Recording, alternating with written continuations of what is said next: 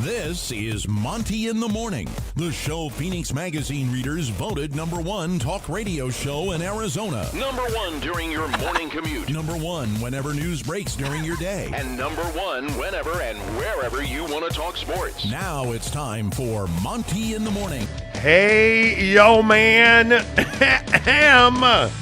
How the heck are you? It is the Monty Show. Football Friday. Hell yeah.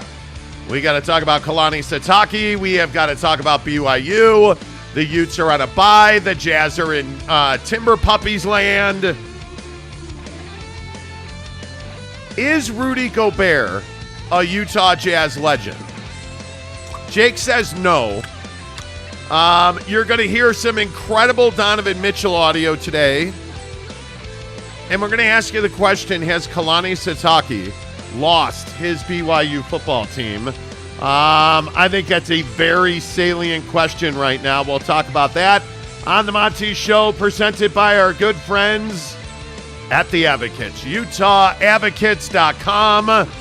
Have you been hurt? Are you in an accident? Did you get hurt at work? That's right.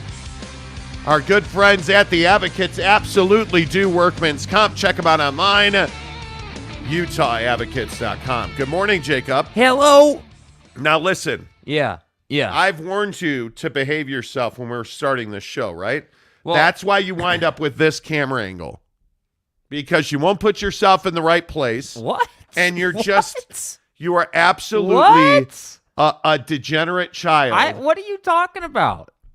You won't get, you guys have to understand. My job is very difficult. Dealing with millennials, I mean, hell, you probably hate yourself just as much as I hate millennials, but that's fine. Learn to behave. Grow up. I don't know how to do that. So you better check yourself. Thank God it's Friday. I already see people asking why we are not in our new studio. Okay, let's explain. Logistics happen. Launch codes. It took a little longer to get the studio wrapped. It took a little longer so we should be there Saturday night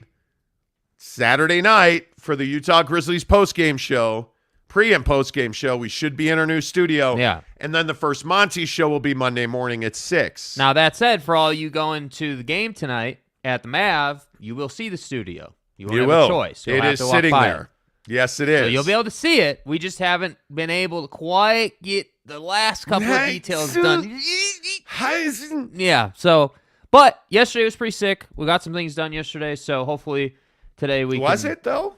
I mean, yeah, it was. I mean, admittedly, it was cool to watch some things happen at the studio. Rolling out some rugs, wrapping some walls. Yeah, our friends at Cleaner Wraps came by, so everything's good. We're heading in the right direction. Yes. And that's exciting. Also exciting is BYU being a full 34-point favorite over Liberty.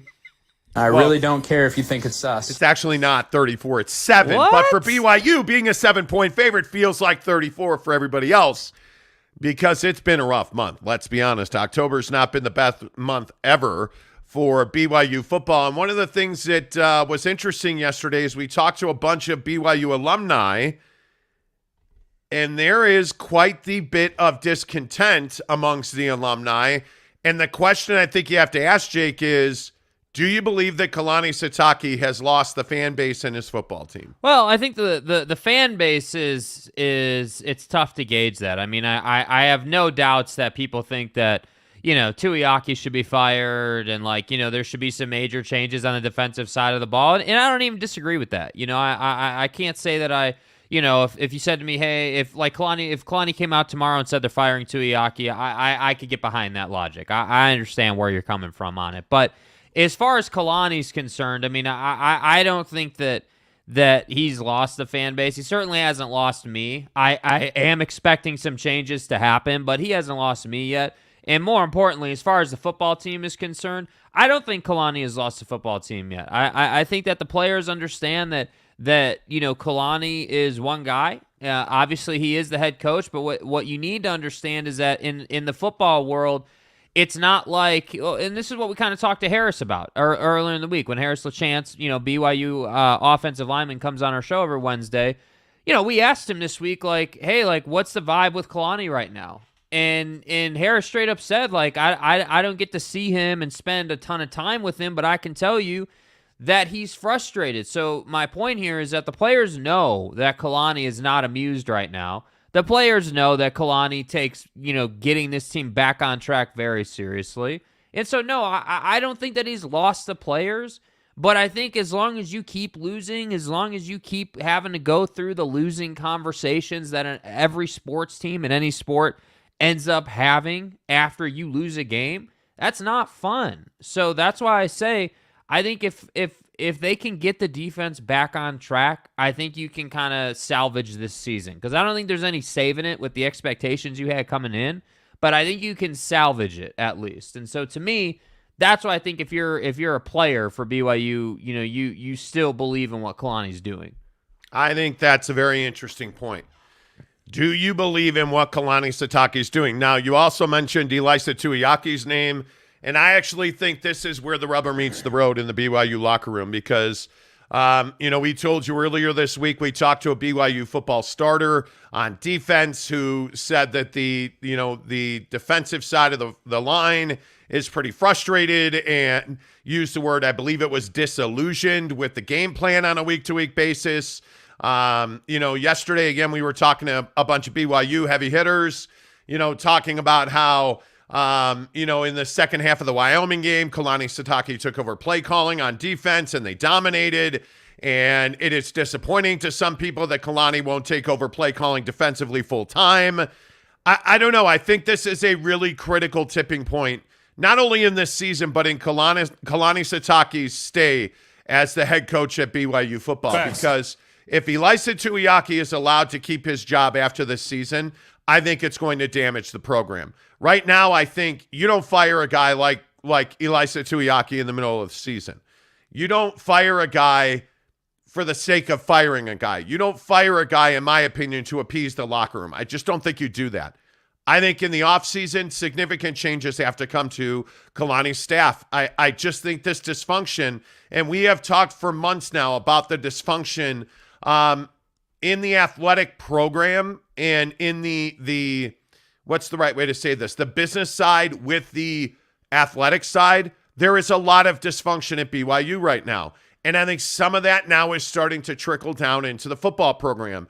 And you wonder about buzzwords like accountability. Is Kalani Sitake being held to account for the performance of this defense? Because he absolutely should be, but it doesn't seem like he is. And I think that, Jake, is where we start talking about, is Kalani losing his football team? And I think on the defensive side of the ball, I actually think Kalani has lost some guys because he has not taken over play calling full time.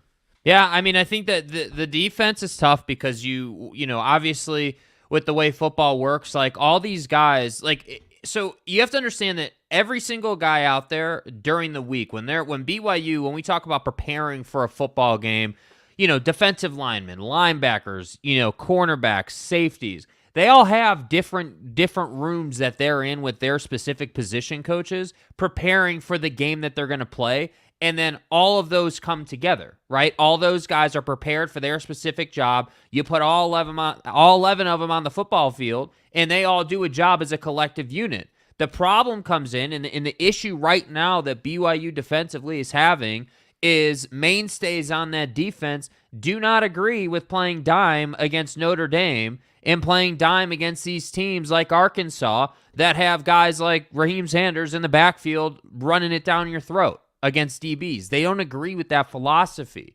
And so that causes division. When you're playing football and you don't believe in the scheme, that's going to cause division. That's going to cause guys to be like, hey, what are we doing? Why, I can only imagine there must be players who are like, why are we in this position? Why is this the call? We see this all the time in sports. Who's taking the last shot? What pitch are we throwing? Who's playing goalie that night for the hockey team?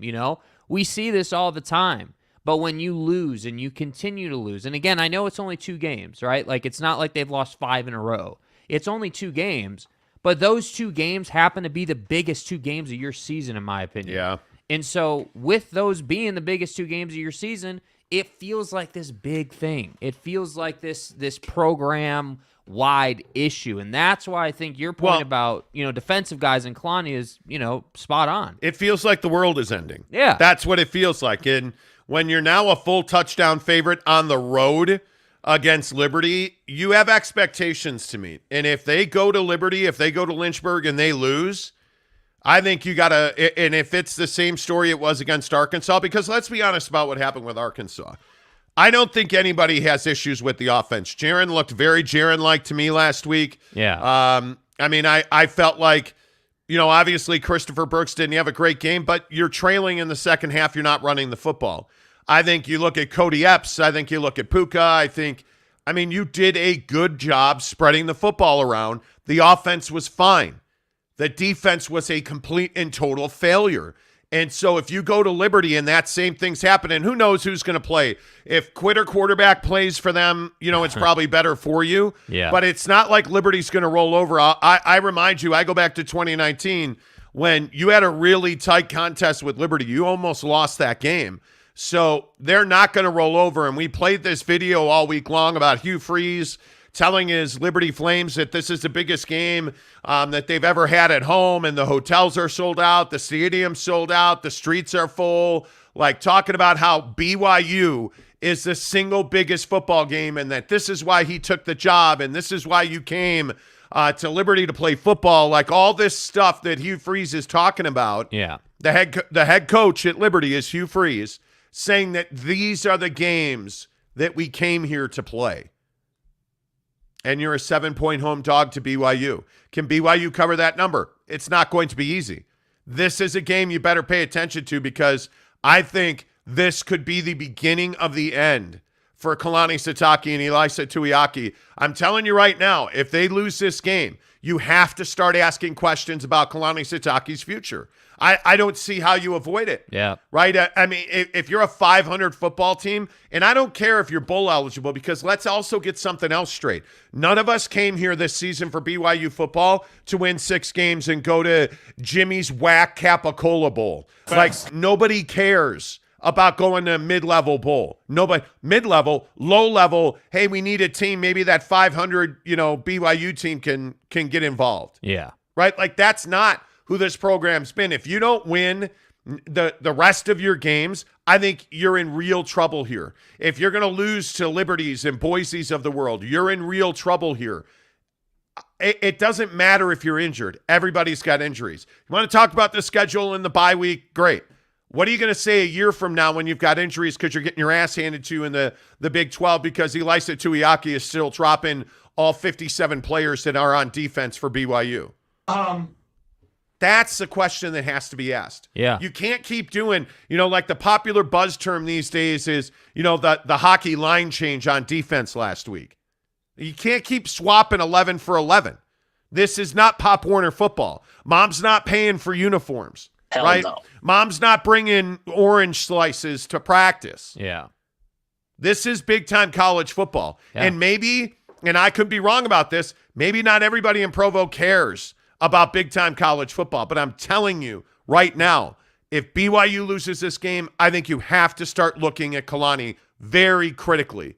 And I think you do not allow him. Listen, if Tom Homo had to fire Ty Detmer as offensive coordinator, you can fire Ilaisia Tuiaki. I get it. We're buds. We're bros. I understand Everyone's it. best friends. It's about winning football games. BYU's not here just to show up and compete. Sorry, folks. That's what it is. Okay, I don't know why I feel better now. I feel like, well, dude, you feel better because this conversation has to be had. Like I think we have. I feel like a couple times a month we have the conversation around like, hey, BYU's too nice. Like the culture at BYU is great. Like make no mistake about it, they do have great culture. I love the messaging. Like I love obviously everything they do with video in the media department. But when we get right down to winning football games and handling your business so that we can enjoy the media and we can enjoy all these other things that you do at your school, they're too nice about winning and losing football games. Like everything you just said, I agree with. It's not about being friends. It's about winning. And by the way, I do think that people are kind of avoiding this whole Big 12 thing. Hey, is it beyond everybody that you're heading into the Big 12, a conference that's way better than the schedule you're playing right now. Like, week in and week out, you're getting Baylor-level teams. Like, I hope everyone's on the same page with that. So this drop 8 stuff isn't going to work, and that's why I say, like, it just shouldn't be so hard to be like, yeah, hey, like, you get one more week, Tuiaki, to show me what you can do and bring out an actual game plan and a scheme, because that's my single biggest issue. I feel like there's not a game plan and a scheme. I feel like it's, all right, we're just going to play this way. We're going to drop 8 constantly because that's what we do. There isn't like, oh, it's 3rd and 5, and this guy is in the backfield. We're playing this kind of defense. That's what I don't like. I don't feel like they're prepared. I don't feel like they're ready. Yeah, we'll see. Steve Smith gives us a $10 tip to ask, what are our thoughts on the CBS report about the Big 12 might have a TV deal done in a few weeks? Well, we can just stop at might have a TV deal done in a few weeks. We talked about this yesterday, like might be, could be, reports are. Frankly, until it's done and until we know the details of it, the speculating about it, because now everybody's talking about how it's a $20 million deal. Nobody in their right mind is signing a $20 million deal with ESPN right now. Yeah. Why would you do that? Like, it's ridiculous. It is to speculate on things, and like I've talked to people about this deal. Nobody seems to believe that it's actually done.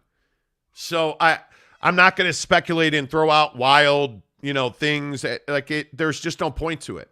There's no point to it. I don't care. Like John Canzano, who, frankly smokes George Kliavkoff's cigar for a living, can go and muse about whatever it is he wants to and spread lies and misinformation about the Pac-12. Like, I really don't care.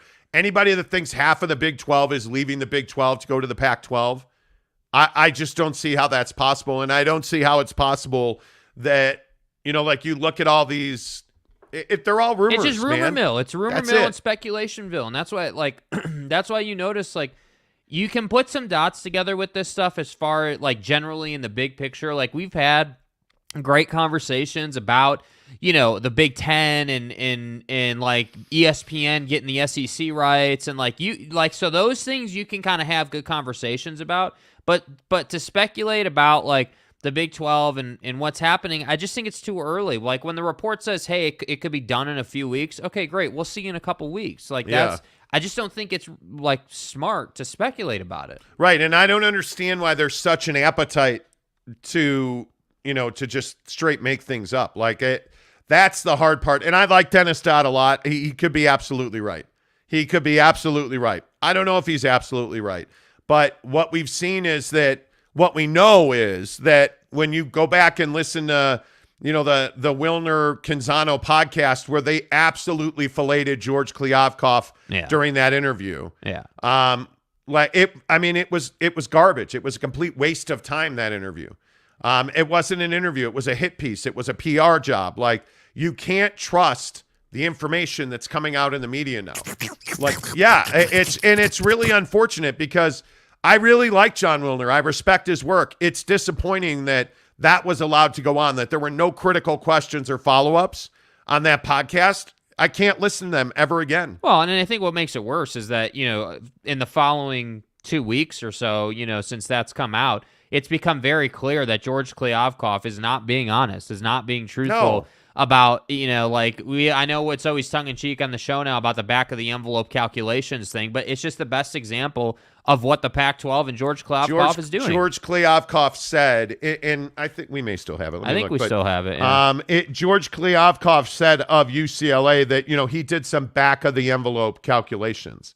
And it's like, are we really doing back of the envelope calculations? Yeah. When we're talking about people's, lives and livelihoods. Like, and unfortunately, I don't think we have it anymore, but it's just it's so ridiculous. The commissioner of the Pac-12 talking about the livelihoods and the well-being of student athletes that it's his job to protect. Right. Made up lies and you've done no forensic accounting. Whatever. And you did back of the envelope calculations, his words, not mine. Yeah. George Kliavkoff told the Stooges in, the Pac-12 that he did back of the envelope calculations. The Pac-12 is an embarrassment. Yeah. He is desperate to save UCLA. He is desperate to do whatever he can do to save a dying conference. And guys like Canzano and Wilner gave him a platform to come on and absolutely orally pleasure Pac-12 presidents. That's because that's all he did. Yeah. That's all he did is he had no facts. He had no hard numbers, nothing at all. He had none of that. Just back of the envelope calculations. Yeah, and you know what he did have? He did have this whole angle about how UCLA and USC are not going to be able to offset their costs by going to the Big Ten, even though what happens when UCLA football is good? Who knew, right? Who knew? UCLA football is 6-0 or whatever the hell they are now, right? Oh, people are going to show up when they win football games? Imagine that, right? The wild swings and guesses about what these contracts are going to be per year per school is when you see people like, oh, it's only $20 million. Stop. You're casual. Stop. Yeah. Yes. The Big 12 is gonna cut its current per school revenue by 50% so that they can. What are you talking about, man? Yeah. Like it's ridiculous. So anyway, I appreciate the tip, Steve Smith, but. Yeah, thanks for derailing the show. I guess that is what it is. Yeah. You know what I'm saying? Utah Jazz NBA talk coming up. We have to talk about Russell Westbrook at 6:30. Like I don't even know what that was. I have no idea what that was. Mike Chase, first in this morning, says, morning, fellas. Happy Friday. Hope you guys have a fantastic weekend. Hopefully BYU can turn it around. Yeah, hopefully they better. Top of the morning, fellas, says, BYU loses a game. Should they just focus on next season? I mean, I don't know what you do if you're BYU. You're a 7-point favorite on the road at Liberty. Yeah. If you lose this game, it's a catastrophe. Like, I think if you lose this game, and I'm not even trying to be fire the coach guy. If you lose this game, you got to start looking at Kalani Sitake very critically. Yeah. If you lose this game the way you lost the Arkansas game, I think you fire Ilaisia Tuiaki on the tarmac. You Lane Kiffin that guy. Damn. You Lane train that dude. You do. You have to. Why do you think they should do it that way? Because you have to make a statement. Yeah. You have to let people know this is not who BYU football is. Because the other thing that I think is a real problem, this is who BYU football is. It is. This is 52-35. This is we can't stop anybody. We're not using our athletes correctly. We're not putting our guys in position to succeed. Yeah. And in my mind, that's who BYU's becoming. Yeah, and I think, the tough part is like when I even go back to the Oregon game. I mean, I know everyone wants to talk about Notre Dame and Arkansas, but go back to the Oregon game. Like how disappointing was the Oregon experience for the fan base? Because that's really where all this started. I mean, if we're being honest, like that's where all of this started. When you went to, when you went up there to play Oregon and you got your ass you got kicked, run over like, by you got run over by Bo Nix. Yeah. But you can almost take the Bo Nix loss, right? It wasn't the Oregon loss, it was the Bo Nix loss. Yeah. You can almost take the Bo Nix loss and say, okay, hey, that's a huge game. Oregon now has proven themselves to be very good. They've got UCLA and Eugene this weekend. Like, you can almost handle that loss. But when you lose to a mediocre Notre Dame team, and then you turn around and you hand Arkansas a win, and you sputter against Wyoming and Utah State, that's where it becomes a little less palatable to lose the way you lost to Notre Dame, to lose the way you lost to Arkansas, to play the way you played against Wyoming and Utah State, even though you got the wins. That's where it's like, yeah, I can't write off that Oregon loss anymore. Yeah. Because this is who we are. This is why we don't play good defensive football. And it's defensive football. We can, bloviate about play calling with A-Rod and, okay, cool. Offense is not the problem. You have one of the best quarterbacks in the country. Yep. Defense is the problem on this team. Yep. There's just no doubt about it. Teddy Wayman, good morning to you. Dax Johnson says, morning, what's up with all the soaking talk yesterday? Where can I find support group for it? Yeah, well, dude, what? Dude. Dax, please. Don't soak your Johnson. Teddy Wayman says, good morning, Dax. Dax says, I'm listening to the show on podcast at the job most days, and when the soaking segment came on yesterday, I got all the looks. Well, listen. Listen, man. Hold on. So wait, are you inferring that you listened to the whole soaking segment on a loudspeaker so everyone could hear it? Is that the inference that I'm sensing here? That's what it sounds like. Did you really listen to that on a speaker? Bro, do you not have headphones? You're so awesome, man. That's amazing, Dax. That's amazing. Cody Strickland says, Lakers look like trash. I would be impressed if the Jazz record was better than them. By the way, aren't you guys supposed to be at the Maverick Center? Thanks, Cody. Cody. Appreciate that. Thank you. Jesse Harsh says, Kalani should have learned more from the Ty Detmer situation. I hope the Tuiaki situation helps him more. Love the guy. I mean, everybody loves Kalani. It's not a personal thing. He's a good human being. But when you're... business is business, man. But yeah, this whole Tuiaki relationship thing has become a problem. Let's be honest. It is an issue when you're not willing to lessen the impact of your defensive coordinator because he's your best friend. That's what it looks like. That's what it looks like. And I think when you look at, and the issue is that the defense and the position has been bad. The defensive line has been a real issue for this team.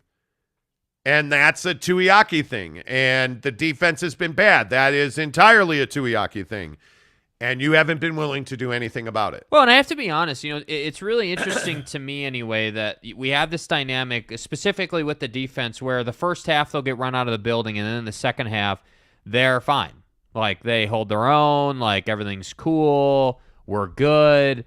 And it begs the question, at least for me anyway, of how much play calling Kalani has actually done. Like, I mean, I have to imagine on some level Kalani's done some play calling, and I'm just curious, like, because it kind of feels like to me for Kalani anyway that the whole play calling thing is something that he's kind of had to keep under the rug because he doesn't want it to blow up into this thing. He's had to keep it under the rug. Yeah, like he's had to hide it because he doesn't want it to blow up. Well, in the he program's certainly face. has gone out of his way not to say that he's calling plays. Yeah, and so like it's that's what fuels the whole, hey, you and Tuiaki are super close and you care more about being best friends than playing good defense narrative, because I don't think that's entirely true. I do think there's some truth to it, but I think there's politics at play. There isn't any setting. And so that's why, I don't know.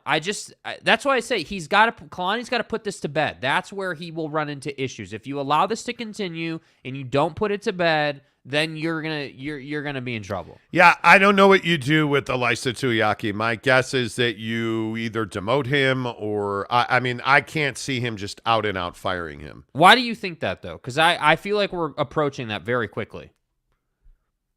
Well, I think you should have fired him after last year. This is not new.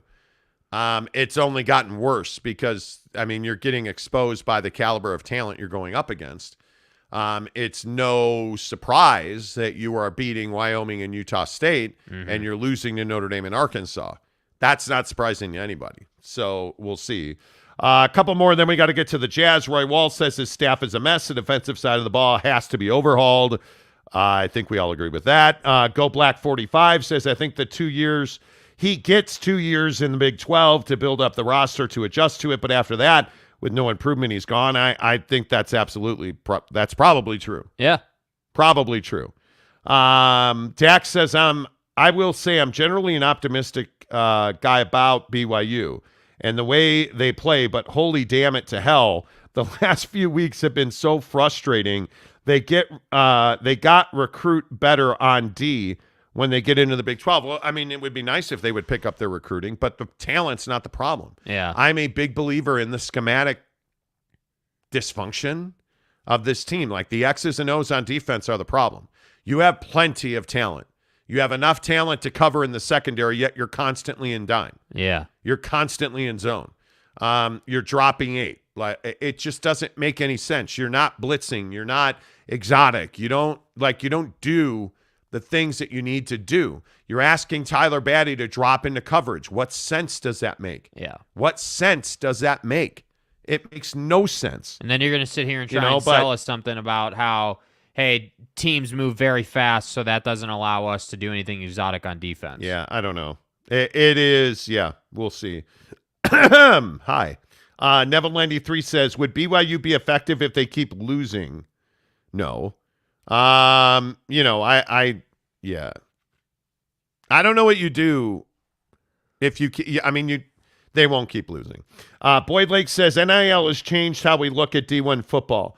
Less grace and patience from the fans than before, but let's also be really honest. BYU fans can be miserable. Yeah. BYU fans, it's why you can't go on Cougar Board. Yeah. Twitter is a disaster. Like, it is a... Keep it real. Yesterday we were talking to a booster who was like, yeah, it's a cesspool. Like, BYU fans can just be terrible. Yeah. And misery loves company, right? They do. You know. And there's a lot of company and a lot of misery. And it's unfortunate. There's a ton of BYU fans, and most of them are miserable right now. Yeah, and I think it's just I think that the program needs direction. And what I mean by that is one way or the other, right? You got to put, it's almost like a running back. You got to put your foot in the ground here. You got to decide, okay, Tuiaki is going to, coordinate the rest of this season, and then we'll decide what to do, or we're going to move on from him now. Like, you have to, you're at this fork in the road. I really feel like this for Kalani. You're at this fork in the road where you have to decide which way do we want to go here, and just go in that direction, because then at least, even if you are losing, you have direction and people can follow that. Right now, I feel like you're just in this gray area where you're floating, and that's why you would lose a locker room if you have. Yeah, MY Monty fan says all fans at any fan base can be terrible. Truth. That's because people are people, and some people just suck. Yes, they do. Yes, they do. Eric and Raleigh says Cougar Board. Yeah. Cougar Board is not a female adult dating site. It is I don't even know what you would call it. It's a fan community. It's a place where you go to complain about football. Yeah. Essentially. It's just fans ripping. It's BYU's football. Reddit, essentially. I would agree. There's a good. I haven't been there in quite a while, so I don't know exactly how you would describe the latest state of Cougar Board, but But generally speaking, Boyd Lake says the talent level at BYU is enough to do a lot better than they are. That's what fans are seeing, at least those who know what to look for. Right. Well, there you go. There you go. All right, we'll come back. Connor Tulin says, "Are you guys starting at 8 now?" No, Connor, bro, what do you do? 6. Bro. We start at. You must be not in our time zone. We start at 6 Mountain, 8 Eastern. We've been doing. That's been for a long time now. Yeah. So there you have it. All right, let's switch gears a little bit and get you into the NBA. Talk a little bit of Utah Jazz basketball. Our Jazz Talk is presented by our good friends at TryDayTrading.com. TryDayTrading.com/Monty. All I'm asking you to do is go there, register for the free webinar, and make a decision. It's free. It's no obligation. You want to change your life? You want to get off the hamster wheel of looking for that side hustle that'll, bring prosperity? Stop looking and start doing. TryDayTrading.com is your solution. Jazz and Timber Puppies tonight. I'm sorry, did you say Timber Puppies? I did, in fact, say Timber. I hate the Timberwolves. Okay. I just do. I think I've always hated the Timberwolves, and it goes back to Soda and Kevin Garnett. And Soda. Anything is possible as long as I'm a Celtic, not a Timber Puppy. Right. All of that. Rudy Gobert and the Minnesota Timberwolves prepare to host the not normal Utah Jazz, right, who are supposed to be tanking. Remember, they're trying to lose every game, and right, they have a direction.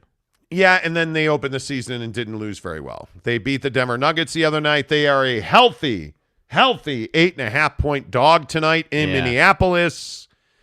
Can the Jazz continue to play this way, the way that they played on opening night? I mean, I think they're going to keep playing that same style of basketball, but the difference is going to be that teams are not going to miss all those opportunities the Nuggets missed. That's the thing. Like, you still turned it over a ton of times. You still, did what bad teams do, and I think that the Nuggets just didn't make you pay. And furthermore, I think that, when you look at teams like the Timberwolves, they are a team that can out-athlete you, with Anthony Edwards, and you've got D'Lo, and you've got, obviously Cat, and obviously Rudy. Like, you've got a robust starting five there, and I think that this is a game, that I said they wouldn't win on opening night, and I look like an idiot now, but I just can't believe you'd go on the road and beat this T-Wolves team. I don't see any way that's possible. So, yeah, I think that the Jazz and Will Hardy are going to keep playing that same style, the up-tempo, moving the basketball, looking for opportunities, but you can't tell me that this good of a team is going to lose to the Jazz. I just don't see that. I would have to agree with that. I think it certainly was not a fluke, and I want to be careful saying, oh, well, what happened on opening night was a fluke. It was not a fluke. They played really good basketball. They played Tenacious D. That's a music group, too. Are we clear on that? Anyway, they played Tenacious D. I thought they shot the ball better than advertised. They got great contributions from guys like Rudy Gay, Malik Beasley, Walker Kessler with a double-double. How about that? Look, I think they played really good basketball. Can they flip that script on the road and do the same thing? We'll see. But there's no reason to believe that this team is a 20-win team anymore. Mm-hmm. And I think when you look at a team like, Minnesota, who is expected to do big things in the West this year and compete for a conference championship, this is a real measuring stick. And obviously, you would expect the Timberwolves to win this game, or at least that I would. But you would also expect a high level of compete from this Utah Jazz team, Jake.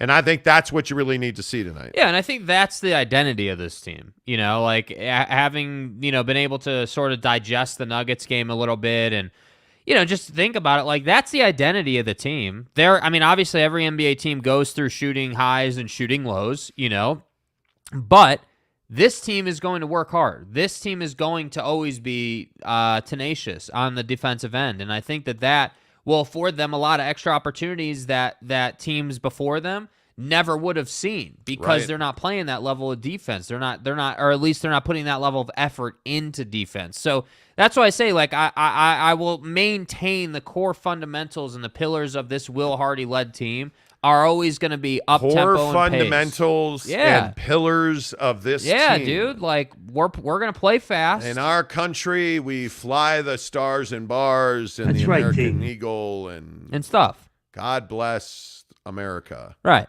That was very, like, political vote for Jakey. Yeah, The pillars and tenets of our presidency. Yeah. You have to say now, though, that you are impressed with Will Hardy, right? Yeah, I think tonight's game is another opportunity, though, for him to impress because, okay, so it's like you did that at home. What does the road look like? Because, again, this is a good team you're playing. Again, this is like, obviously they have, championship aspirations here. So it'll be interesting to see, like, okay, when the Timberwolves go on a 15-0 run or a 10-0 run, what is the bounce back like of this team? Those are the things that I'm looking for. I don't really care if Colin Sexton scores 25 a night or 10 a night. I want to see what the culture is like because that's ultimately what you're trying to do here with tearing a team down and building a team back. Like, isn't that what you're leaning on? Isn't that what you're falling back on? I think so. Yeah, I think so. Like, and you look at what this team's been through the last 6 months with trades and getting run out of the playoffs, and Rudy's gone, and Don's gone, and your mom's gone. Like, you don't know this team anymore. So they're establishing themselves as professionals, as a group of professionals. So I would expect a high level of compete. All I care about is ball movement, defense, want to, and growth. Yeah, because I also think Walker Kessler versus Rudy Gobert is a pretty interesting matchup. That's going to be interesting. Rudy's out for blood, but Walker Kessler can play a little bit. And he doesn't have to bang down low to do it. So we'll see if the Jokic, Karl Anthony Towns, I dare I say Terrence Mann situations repeat themselves. We'll see how the Jazz handle Rudy Gobert. It's going to be very interesting, but I also want to see more rotation. I want to see Jordan Clarkson pass the ball, frankly. Yes. I think that's one of the big things that stood out to me about this team is that, the one handicap is going to be when hero ball shows up. Mm-hmm. And all Jordan Clarkson has done for the last 3 years on this team is play hero ball. Yeah. Is he going to pass the ball and become a team player? I don't know. I think that's fascinating. Yeah, and I think that, Jordan Clarkson can be your all-star. He's definitely capable of that. But I agree that there needs to be, like, I'm not going to sit here and say that Jordan Clarkson's not bought into the system. I think he's bought into the system, but I think the issue is because of all the hero ball, naturally when he's out there, his instinct is to go and score the basketball. That's what he's been told and directed to do for so long, that situationally speaking, that's what he does. So it's easy to say, hey, we need you to move the ball more, but that's something that Jordan's going to have to work on. Like, you're going to have to work on not just trying to go 1-on-4 in the paint, getting stuck in the paint because you picked up your dribble, and then trying to pass out, because that's where the turnovers come from. So, that's the struggle. All right, before we get your comments, I want to play this Donovan Mitchell sound, because this is fascinating.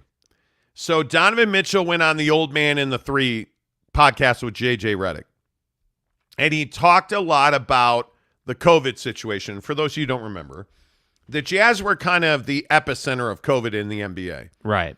Rudy Gobert is believed to be the first player to test positive, even though he probably was not. But back in those days of COVID, we had no idea, right? The coronavirus. So listen here as Donovan Mitchell talks about how the Jazz handled that night in Oklahoma City. We were in the locker room for 9 hours after the game. I'm sorry, what? We were in the locker room for 9 because, first of all, the Oklahoma didn't want us to go anywhere. Right, they didn't want y'all back at a hotel. They didn't want us to People weren't wearing masks. This is like when they're telling you to wash your hands. Right, to wash your hands, to happy birthday or whatever, whatever it is. So we're in the locker room for 9 hours. We get tested, and this was the original test, the one that is all the way up here, touch up you on the skull. It was a lot, and it wasn't. I wouldn't say it was panic in the locker room. It was just what can we do? We're just here, and CP. Thank God, shout out to CP. Sent 15 bottles of wine that night. So we had food and then we won. That's the first I'm hearing of this. Yeah, we got drunk. I'm not gonna lie to you. We got drunk because we're just all right. So there's definitely no game. We're not playing for a while, and they're in a moment where you can't. Everybody's calling. We're on FaceTime with everybody. Anybody you could think of is calling everybody in this locker room, and we're sitting there like. We just don't know what's going to happen. We're trying to drink to not be scared. You know what I mean? In one of those moments, you're just helpless.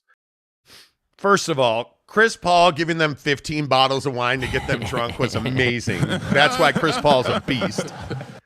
But what do? You're stranded in Oklahoma City, of all places. Yeah. You can't be in your hotel. Yeah. Nobody will give you a private jet. I agree. You get drunk. You get drunk not to get scared. And I just think it's crazy insight to what actually happened. Yeah, dude. And by the way, if you don't listen and subscribe to JJ Redick's podcast, you're dumb. Yeah. Because it's phenomenal. But I think the real interesting thing here is that there's some contrition from Donovan Mitchell about the fact that this is not Rudy Gobert's fault. Listen to this bite right here where Don talks about how mad he was in the moment at Rudy Gobert. When you tested positive, were you scared shitless? Or did you kind of feel all right, I'm going to be all right because I'm young? I was angry. I'm not going to lie to you. I mean, the report, I would say out of all the media reports that have ever come out about me, Rudy, and the team, that was probably the most accurate. I was mad. I thought at the time, because we didn't know, I thought because Rudy was around doing whatever, that was the reason I got him. Now we don't know. I could have given it to him without contact, whatever it was. We don't know now looking back at it. But at the time I was all right, Mom, sis, because we had just left New York. We had the East Coast trip. So we did New York, Boston, and somewhere else. And then we came home for a game and then we went to OKC. So we had just had that trip. So once I found out I had it, I called my mom and sister, look, we got to find a way to get you guys, because they're in Connecticut. So Connecticut rules are different than Utah rules. I fly right home. So I don't go back to Utah. I fly right to Connecticut to be with my mom and my sister. And just sitting there. I didn't get any symptoms. I'm sitting there panicking. They shut down the Adidas headquarters because I saw people from Adidas. They shut down the school that I went to because the varsity basketball team came to the game.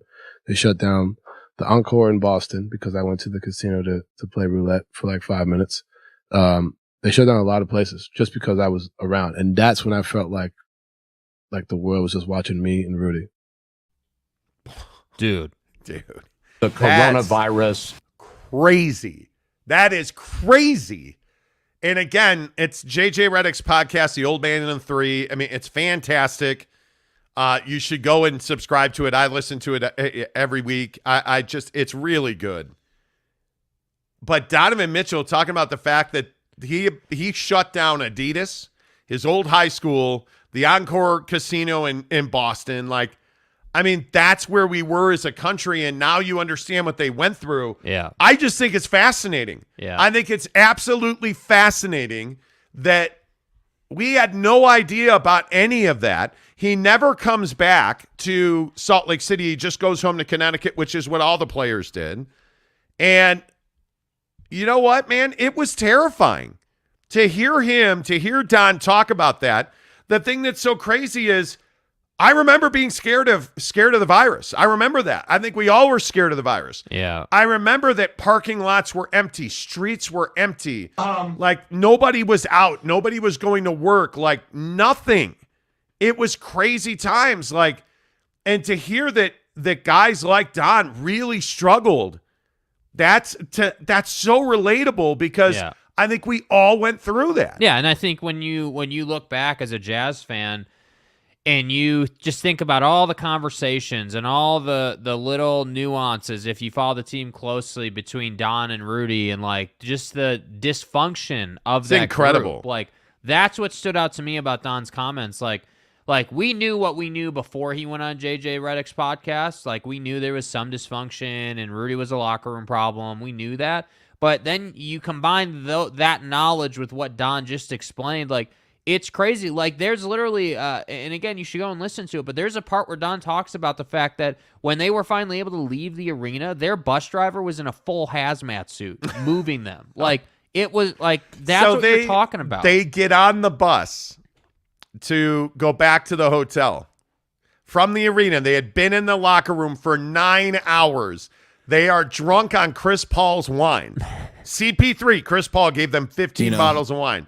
They're drinking in the locker room. They get on the bus, and the bro driving the bus is in a head-to-toe hazmat suit. Yeah. How crazy is that? You're drunk on wine, and now you're in a bus driven by a guy in a hazmat suit. I cannot even imagine the visuals. What is in your mind? You're wine drunk. You're like, all right, well, if I die today, I die. If but I I'm die, having a I nice die. time. I'm ready for paradise, right? Like, I mean, it's amazing to me. It is absolutely amazing to me. Okay, Yeah. we'll get back to NBA talk coming up here in just a few minutes, but we got to get to football 50, 10 of the hour. Every hour on the Monty Show, it is the biggest stories in football, both college and the NFL, presented by Papa Murphy's Pizza. Hey, friends, use the promo code Monty25. Make sure you tell them, hey, I heard about you guys on the Monty Show. Always appreciate you guys showing some love to the sponsors who make this show possible. I don't even know what you say about this game last night with Arizona and New Orleans. The game doesn't even matter. Arizona won 42-34. DeAndre Hopkins is back. Everything's right in the world. Yeah. Little Kyler, the angry Smurf, is yelling and screaming Verticality. at Cliff Kingsbury. At what point can we say this is not Cliffy's fault that Kyler Murray is a child? Yeah, I mean, I think it's very clear after that outburst last night, and I think that Kyler is very entitled, and we've heard this about him, for, essentially since he came into the league. I mean, we've heard many times that Kyler Murray likes himself a lot of Kyler Murray, so to me, I don't know, man. I like if you're the Cardinals, you're all the way in on Kyler and Cliffy. Yeah, you are. Like you're. I mean, in they both on, have big extensions. Yeah, like you're going in on this grouping, and so to me, it's like, I don't know. You got to figure it out because again, you've suffered some injuries here, and then you went and picked up Robbie Anderson. So like clearly, the Bidwell family. And by extension, Steve Keim are funding the, are funding the build of what they want to be a Super Bowl team. But I have to agree with you. Like, it's crazy that you're doing this with a guy, all jokes aside, who is not even close to as tall as an average NFL quarterback, right? Like, that's the insane thing. So I don't know, man. I don't think it's a recipe for success, but I do think Kyler's arrogance and his childish behavior definitely attributes to their struggle. I think he has been – no, you know what contributes to their struggle? The fact that he's not a very good quarterback. He is an average quarterback, and I will again say I see nothing special or unique about Kyler Murray. I just don't. I think if DeAndre Hopkins is your key to success, then DeAndre Hopkins is your key to success. It's not little Kyler. It is DeAndre Hopkins then. Yeah. The issue is he's immature, as you said. He's childish, as you said. He's the reason that they lose games. His decision-making is why they lose games. His lack of understanding, spiking a ball on third down with 30 seconds to go, forcing you to kick a long field goal, is not on Cliff Kingsbury. That's on Kyler Murray. I don't know how else you can spin it. 100%. Then you have the Carolina Panthers trading Christian McCaffrey to the 49ers. Yeah, so here's what I don't like about this. You gave up a ton of picks to get this guy in NFL terms, and yes, you Christian did. McCaffrey is one of the most injury-plagued players the NFL has ever seen. And to me, it just doesn't make a lot of sense. You're winning football games with Jimmy G. And to me, you're able to move on from the Trey Lance situation because he's out for the year and Jimmy G can just step in. And now what you've done is you've traded your future essentially for a guy in CMC who most people are saying that this was going to be his last year in the league if he couldn't stay healthy. Like, teams are over Mr. I get hurt all the time guy, and I only play like 3 games a year. They're over it. So I don't like this at all. I think it's a big time mistake, and I don't think it's worth it. Well, I can tell you that the other talking point that I think needs to start happening is I think there is a big misconception that the San Francisco 49ers are some great organization. You made a huge mistake in Trey Lance. You made a huge mistake with Jimmy Garoppolo. Yeah. And I think you've made a pretty big mistake with Christian McCaffrey because there's no reason to believe that he's going to stay healthy. And when he's healthy, he's absolutely a dominator. He's never healthy. So what good is it? Your best ability is your availability. Water's wet, and Christian McCaffrey's hurt. Yeah. That just is what it is. And I understand that you need help in the backfield. But here's the other question, and maybe I'm wrong. I don't know. Are we really investing multiple draft picks into running backs anymore when you've been able to rotate backs every year? And the funny thing is that the 49ers are saying that, well, we need consistency and continuity in the backfield. No, you don't, actually. Not in today's NFL, you don't. You need a goddamn quarterback who can play the position, and you don't have one. Yeah. And because guess what? Jimmy G, water's wet, and Jimmy Garoppolo's hurt. Yeah. Trey Lance is not NFL ready, and I don't know that he'll ever be. You sold out for a running back who's probably only going to play half of the games that are left, and you still don't have a solution at quarterback. Facts. The San Francisco 49ers are living on a dream that they somehow are still Bill Walsh's 49ers. They're not. They're not. And Kyle Shanahan's not Mike Shanahan. And I get it. It's everybody talking about, Mike Shanahan and Christian McCaffrey's dad, Ed McCaffrey, and now who cares? I don't care about synergy. I care about winning. Yeah. This team's not winning with Christian McCaffrey. They're not winning because they don't have a quarterback. They don't have a head coach, and they have a general manager that hasn't done a good job of bringing in talent. Yeah. It's that simple.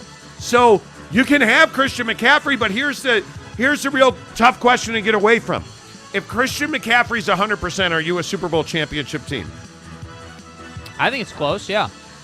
Well, then you're relying on Jimmy Garoppolo, because if he gets hurt, you're screwed. Well, and that's the play they've made, right? That's the bet they've made, which is like, hey, Jimmy G got us to the Super Bowl, a couple years ago or whenever that was. We're trying to replicate that now. And I agree with you. It is a misconception that there's some great organization. Trey Lance, Jimmy G, Christian McCaffrey, the lack of drafting, like the mistakes in the draft, like you're doing things to torpedo an organization that really should have dominated the NFC West for like a decade. Yep. All right, let's get your thoughts in here on the 49ers, on CMC, on little Kyler. Wow, Boyd Lake. Baby-headed Kyler for the win. Right. NY Monty fan says Andy Dalton with 6 touchdowns. Wow, he still has it. Too bad 2 of those were for Arizona. Well, the one wasn't his fault, though. Like, he hit the receiver in the hands. Oh, well, stats are stats, you know? Stats are stats. The second one was absolutely his fault. Yeah. Imagine what the Jazz players were going through at that time. Crazy. Back to the NBA. We got to talk about the Lakers and Russ coming up here in about 5 minutes. ABC says, love those memes after the NFL cards were early 22 playoff loss to the Rams. Seriously. Yeah. At what point do you start saying that Kyler Murray's the problem in Arizona? I think you have to soon. Did you stop the music? Yeah, I did. Why? I thought we were transitioning. No? No. Oh, What okay. are you- All right, let me start back up here. Okay. What are you doing? All right. Sorry, my bad. My bad. Sorry, guys. Where's Tanner Plummer? We need our executive producer in here to slap you in the face. Thank you. Kurt Myers says Andy put them in a deep hole. Well. Okay. Eric Rowley says too much Xbox for little Kyler, and Kyle Shanahan's system eats up running backs too. Yes, it does. ABC says Kyler's suburban home, Allen, Texas, is wealth entitled Central, one of the tonier suburbs north of Dallas. Allen's home is home to a $58 million high school football stadium. Yeah, I saw that story a while ago. NY Monty fan says Jimmy G and Grandma's Capicola with a side of pasta. Meh. Every team in the NFC West is 3-3. Now that's mediocrity. Totally mediocrity. Yep. Teddy Wayman says 49ers going to be scary good if he can stay healthy, but again, when is he ever? Yeah, I don't disagree with you, Teddy, but how have we gotten so far away in football, both at the NFL level and in college football with BYU? How have we gotten so far away from just looking at it factually? No the guy idea. Can't stay healthy. Tuiaki can't run a damn defense. Let's make a decision. Wow, did you just rip Tuiaki talking Christian McCaffrey? Yes, I did. Because you have to take direction here and make choices. Wait, let me hang on 1 second, please. Got to get your where's that graphic with your Twitter on it? Go ahead and find Jake on Twitter. Hate on him, Cougar Nation. Yeah. Hey, SLCJ. do it, please. My Twitter needs love. Your Twitter does need love. Yeah, I'm not a Twitter guy at all, bro. I'm not. Your Twitter does need love. The show needs love. Please give us a like right now on this show. Appreciate you guys being here. Appreciate everybody who watches the show. Please hit that thumbs up. Appreciate you. Eric and Raleigh says Cougar Nation. Yeah. I agree. All right, football 50, 10 of the hour. Every hour on the Monty Show is presented by our good friends at Papa Murphy's Pizza. Make sure you use the promo code Monty25, one of your last weekends in October, to get yourself a Jacko Pizza. 911, what's your emergency? Something is in my house. I'm sorry, say again? I smell something delicious and I don't know what it is. Ma'am, can you describe it for me? It smells like golden crust, freshly shredded cheese, and pepperoni. Ma'am, we've traced the smell, and it's coming from inside your oven. What do you mean? It's a Papa Murphy's Jacko Pizza, and it's just $10. Ah, amazing. Papa Murphy's. I love it. I absolutely love it. By the way, we did get your hands off my stuff. Damn. Look at me. Yeah, that's mine, not yours. Wow. Anyway, use the promo code Monty25. It truly is one of the great weekends in Utah for going out and seeing the Leaves. The Utah Grizzlies home opener is tonight. Yep. At Maverick Center. Make sure you check out our new studio, which doesn't have any equipment in it yet. Yeah. But will tomorrow morning. But you can see the beautiful red rug we have in there tonight. Yeah, the red rug and the wall wrap and the doors. So when you go to the Maverick Center, you'll notice you'll walk up the stairs into the great abyss of awesomeness that is the Maverick Center. There's going to be the team store. Go all the way down to your right, and you're going to see the Monty Show Studios at the end of the grand hallway. Yeah. And you'll see that our wall is wrapped down there. There's a beautiful red chair and a beautiful red rug. Just no furniture in there. So it'll be in there tomorrow. Right, it'll be in there tomorrow. We'll start working in there on Monday morning. Yeah, we're one day behind. Yeah, hockey, 1 day delayed. Hockey's back, though, in Salt Lake City. Make sure you get your tickets, UtahGrizzlies.com. They are expecting a big crowd tonight. That place is going to be lit. And they finally have the center-hung scoreboard in there. They have the ribbon boards in there. It is going to be amazing at the Maverick Center. Come check it out. Oh, by the way, the hockey club is exceptionally good. It is going to be amazing. Utah Grizzlies hockey. Get your tickets right now at utahgrizzlies.com. Use promo code Monty.com. M-O-N-T-Y Monty. Promo code M-O-N-T-Y Monty for Utah Grizzlies hockey. This show is presented every single day by the Advocates, utahadvocates.com. Best injury attorneys in the business. Absolutely, they are the Advocates, utahadvocates.com. If you've been in a wreck, somebody hit you while they were talking on your phone. Amazing yesterday. We're driving back to the crib last night, and there's a guy looking at his phone like this, and the steering wheel's like right here. He's looking at the map doing this, and I say to myself every day, somebody's going to wind up calling the Advocates because that idiot's looking at his phone. Yep. It's amazing. It happens every day, and it's not your fault. Please don't rely on your insurance company to take care of you, because they're not going to. They're going to take care of themselves. Your insurance company has hundreds or thousands of lawyers. Why are you not represented by the Advocates? utahadvocates.com. It costs you nothing out of pocket. No consultation fees. No big retainers. You don't pay the Advocates until they win your case. Chat with them for free online right now at utahadvocates.com. Let's talk a little hoop to start the hour here on the show, because I think we saw a lot of interesting stuff last night around the NBA. You have got the Jazz and the Timber Puppies tonight in Minneapolis. The Timberwolves are an 8.5 point favorite tonight? Yeah, I believe it is. Look at the number, though, 228.5. Yeah. Which is pretty amazing. It's 114 points per team. Take the Timberwolves to cover and the under in that game. In my opinion, even though we don't bet in Utah. We don't bet in Utah. Take the under. Take the Timberwolves to cover, take the under. Yeah. But I thought it was an interesting night in the NBA last night. I don't know what you say to LA Laker fans right now. And as insufferable as they usually are, I'm actually very happy that the Lakers suck, because the thing that is amazing to me is they almost beat the Clippers. Right. Claw came off the bench. They're limiting his minutes right now. Right. But Claw comes off the bench. Kawhi Leonard was amazing. John Wall was amazing. Hey, Claw. Paul George was amazing. And the Lakers still almost won the game. Single-handedly. And I am no LeBron fan. I think if you watch this show, you know that. Yeah. But if you watched the Laker game last night as I did, you cannot help but be awestruck by how good LeBron still is. He is 64 years old, and he is still dunking on bros. He's rebounding. He's running the floor. He's passing well. He's shooting the three pretty well. The Lakers are a force to be reckoned with unless Russell Westbrook is doing his Russell Westbrook thing. And you weren't expecting this one. You know, it was interesting. One of the things that Reggie Miller talked about on the broadcast last night was how unfair it is that the Lakers have taken the joy from Russell Westbrook. Uh-huh. And I actually agree with that. And I hear your tone, because as a millennial, you get this smart, snarky little bitch-ass tone where you're like, Uh-huh.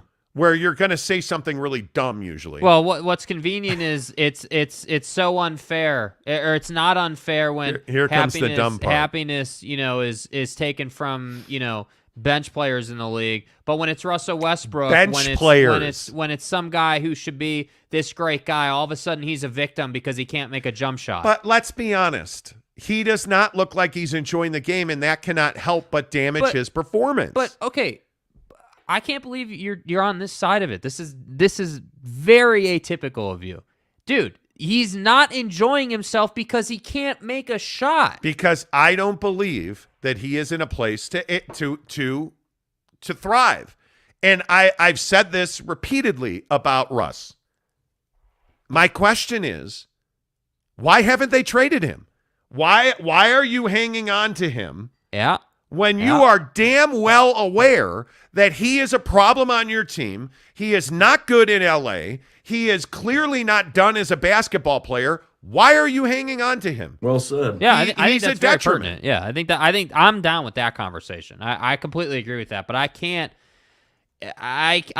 get down with, hey, he's not been good, and that's kind of, I don't know. I guess we're supposed to feel sorry for him. You're a professional basketball player, and you can't you can't make a shot right now. And it's not just this. It wasn't just last night. This has been for all of last season, and now we're heading into this season. Like I guess my thing here is that he's paid to make basketball shots, right? You're paid to be proficient at dribbling a basketball, shooting a basketball, taking care of your body, like, being able to dunk on someone. Like, you're paid to do all those things.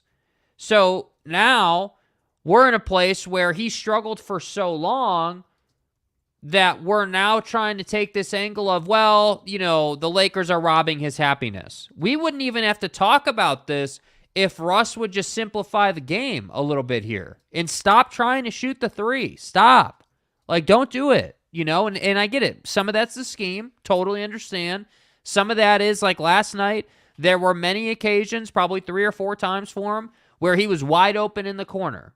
Mostly because the defense doesn't respect his shot, obviously. But part of that is that's his space on the floor based on the scheme they're running. So I can get down with the conversation of, hey, you got to put him in a better position. I understand that. I agree with that. But I'm certainly not going to sit here and say that the guy's happiness has been robbed because they won't trade him. Like, his happiness has been robbed because he hasn't performed that well. That's the problem. And the narrative, like, let's not forget the narrative.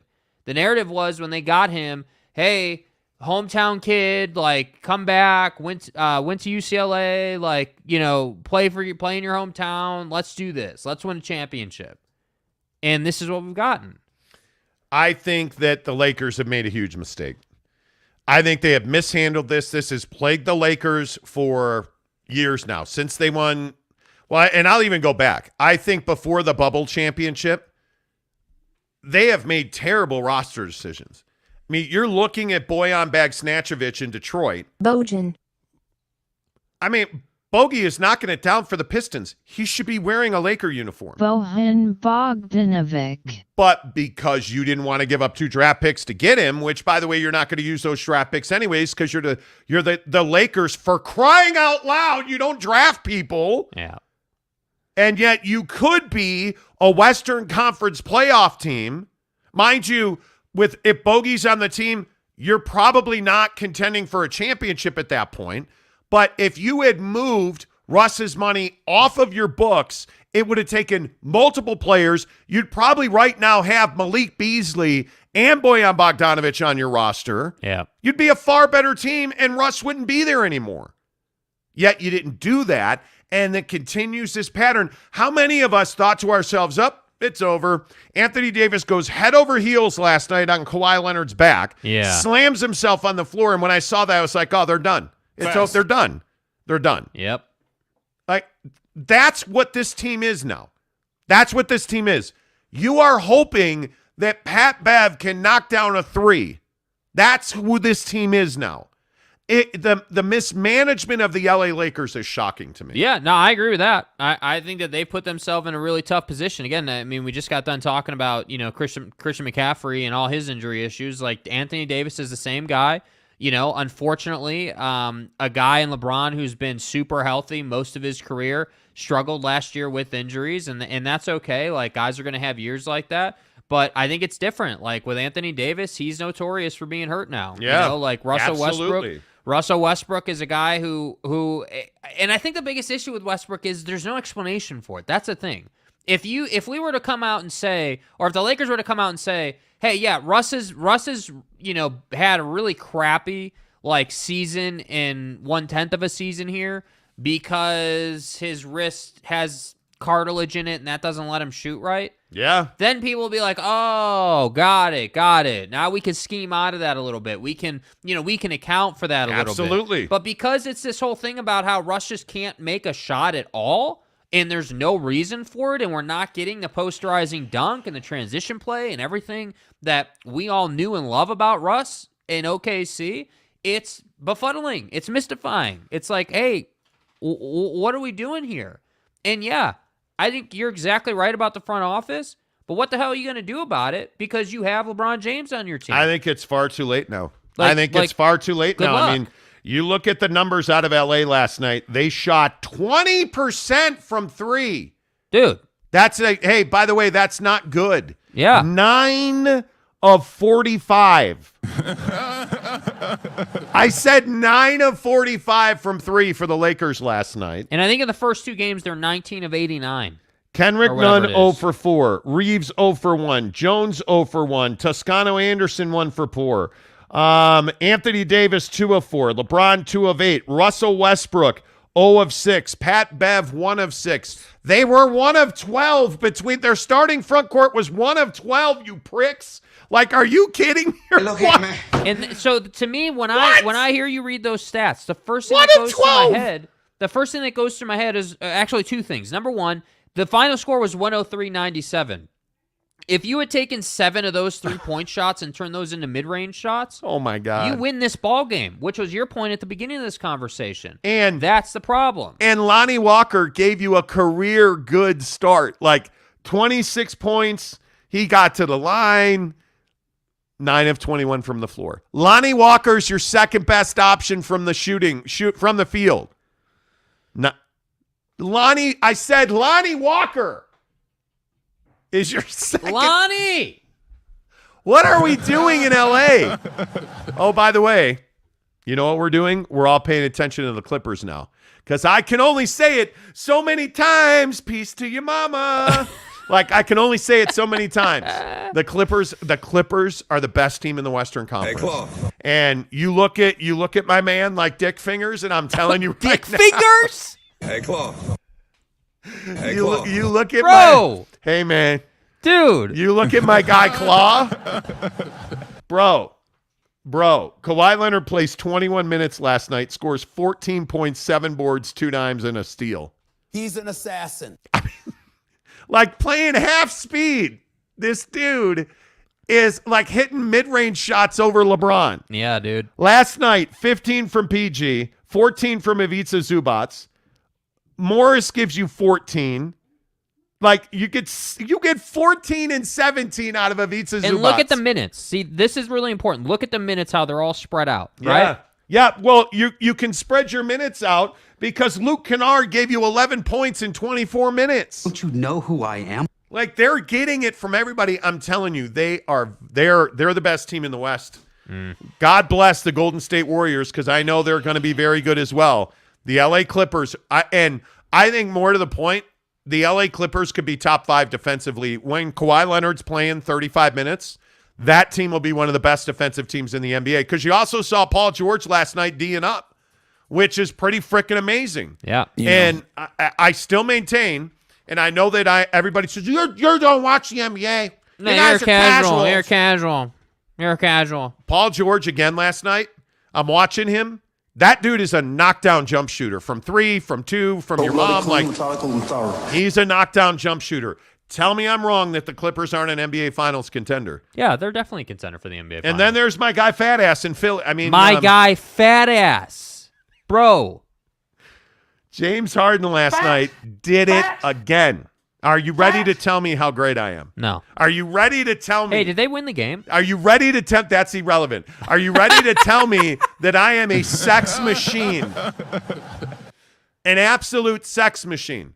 Because, again, I say, James Harden's in a prove-it year.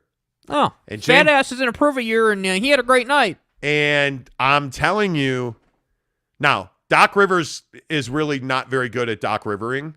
And I say that because his rotations are trash. Yeah. I'm watching that game too, and I'm like, hey man, look at Giannis Ante, your mama. It's ridiculous. Like they're holding him down, like they're actually they're making his life difficult. And yeah, why not? Let's just at one point they had George Niang. Yeah, let's rotate George Niang over to Giannis and stuff. Yeah, he's going to eat Euros on your face. Like, it was amazing to me how bad. And the other thing that's wrong with Philly right now is they're not getting anybody producing off the bench. Yeah. They had 13 bench points last night. It was brutal. But then there's my guy. We're really focused on Philadelphia right now. Yeah. James Harden, 31 points, 9 dimes, 8 boards, 2 steals, a block. 4 of 4 from the line. Like, for instance. 1 of 7 from 13 of 24 from the floor. This guy. Oh, my God. What did I tell you? Hey, dude. Yeah, James is having a nice little start here. They're 0-2, bro. Jake, I'm a pimp in every sense of the word. When are you going to say it? When are you going to say it? I told you, man. What are the people saying? That I'm a pimp in every sense of the word. The bots are in the chat. Oh, come the bots on. are in the chat. We were having such a good show. The bots are in the. Where's the Donnie? Hide. There you go. There it is. There's a bot in the chat. Yeah, I try to police. I was celebrating my awesomeness there, and I slacked on the bots in the chat. Quote, I'm a pimp in every sense of the word. Yeah. What do you mean? If you guys ever want to kick it, we'll flow. Are you saying you disagree with that?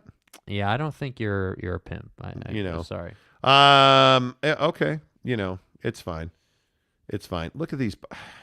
They're getting more sophisticated now. They're getting more sophisticated now because they're not dropping like 10 messages in a row. Yeah, it's not obvious. Yeah, they're like dropping one, and it's from like Jenny Johnson. Hey, look at this great porn site. Like, that's what you're getting. That's what you're getting now. Yeah. So, all right, let's see. Who are we going to go to? Teddy Wayman says the Jazz offered Bogey, Conley, and Gay to them. Well, I don't believe that the Jazz offered Rudy Gay to them. I think the Jazz offered several different incarnations of trades. Yeah. And the Lakers wouldn't give up 2 first-round picks to get that deal done. And I think that was a huge mistake. I think that is a huge mistake. Yeah. So, because I also think this Lakers conversation, from what I understand anyways, and people around the NBA have told me this repeatedly now for months. Yeah. These draft picks that the Jazz have are not exactly valuable because with this new CBA, and if you're an NBA fan, I'm telling you now, pay attention to the way that the CBA impacts the quality of these picks. When they negotiate a new CBA, if they lower that age requirement and the one and done rule goes away and, hey, you have to go to college, all of a sudden those draft picks get significantly devalued. And they get devalued because, again, we're going to go back in time where it's a 17-year-old kid that you're going to pay, hundreds of millions of dollars to. Right. That becomes a problem. There's going to be, because Zion Williamson is not an anomaly. When you hand a high school kid who really played half a season at Duke all that money and he gets a huge shoe contract, Victor Wembanyama is going to be this dude. I'm telling you right now. By the way, did you see Victor Wembanyama last night jumping over 2 rows of seats to go see the Honeys? I sent you that video. Did you see it? Yes. So Victor Wembanyama. Hey, Vic. Chicks dig the long ball, apparently. Yeah. Victor Wembanyama sees a group of Honeys with a sign, and they're yelling at him. He jumps over 2 rows of seats to go take a picture and get groped by these chicks. That's it, Skippy. And it just makes me idolize Victor Wembanyama more, because who doesn't want to get groped by a bunch of hot chicks, Y'all right? feel me? But that's not really my point. My point is that he's going to be a 17-year-old kid that's 7'5" and under 200 pounds, and I have a hard time believing he succeeds in this league. And even if you're a Chet Holmgren, who is built similarly to Victor Wembanyama, you look at how easily he got injured. Yep. You're going back in time in the NBA because the arms race is real. And what you're going to see is that these young kids are going to get these huge contracts, and it's going to devalue these draft picks because now they're going to be projects.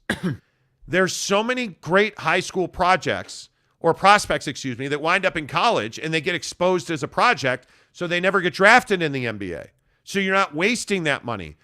Owners and front office guys are reticent to pay huge money and suck up huge chunks of your salary cap for Jared Butler type performances. Yeah. And they don't know how to be professional. They don't know what to do with this kind of money. They don't know how to play on a daily basis. We were talking to a guy yesterday who talked about the fact that, hey, you have to learn how to be a professional athlete.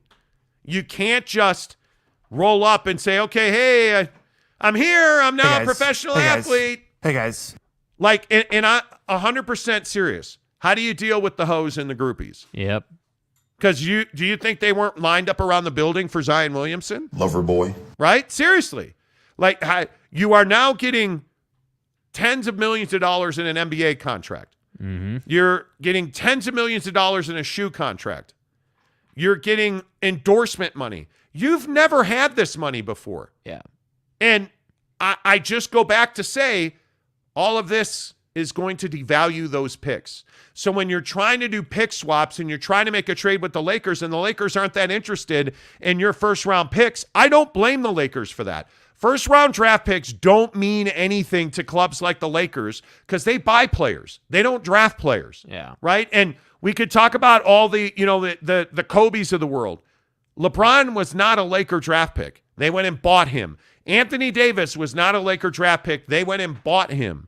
And I say that because that's how they win championships.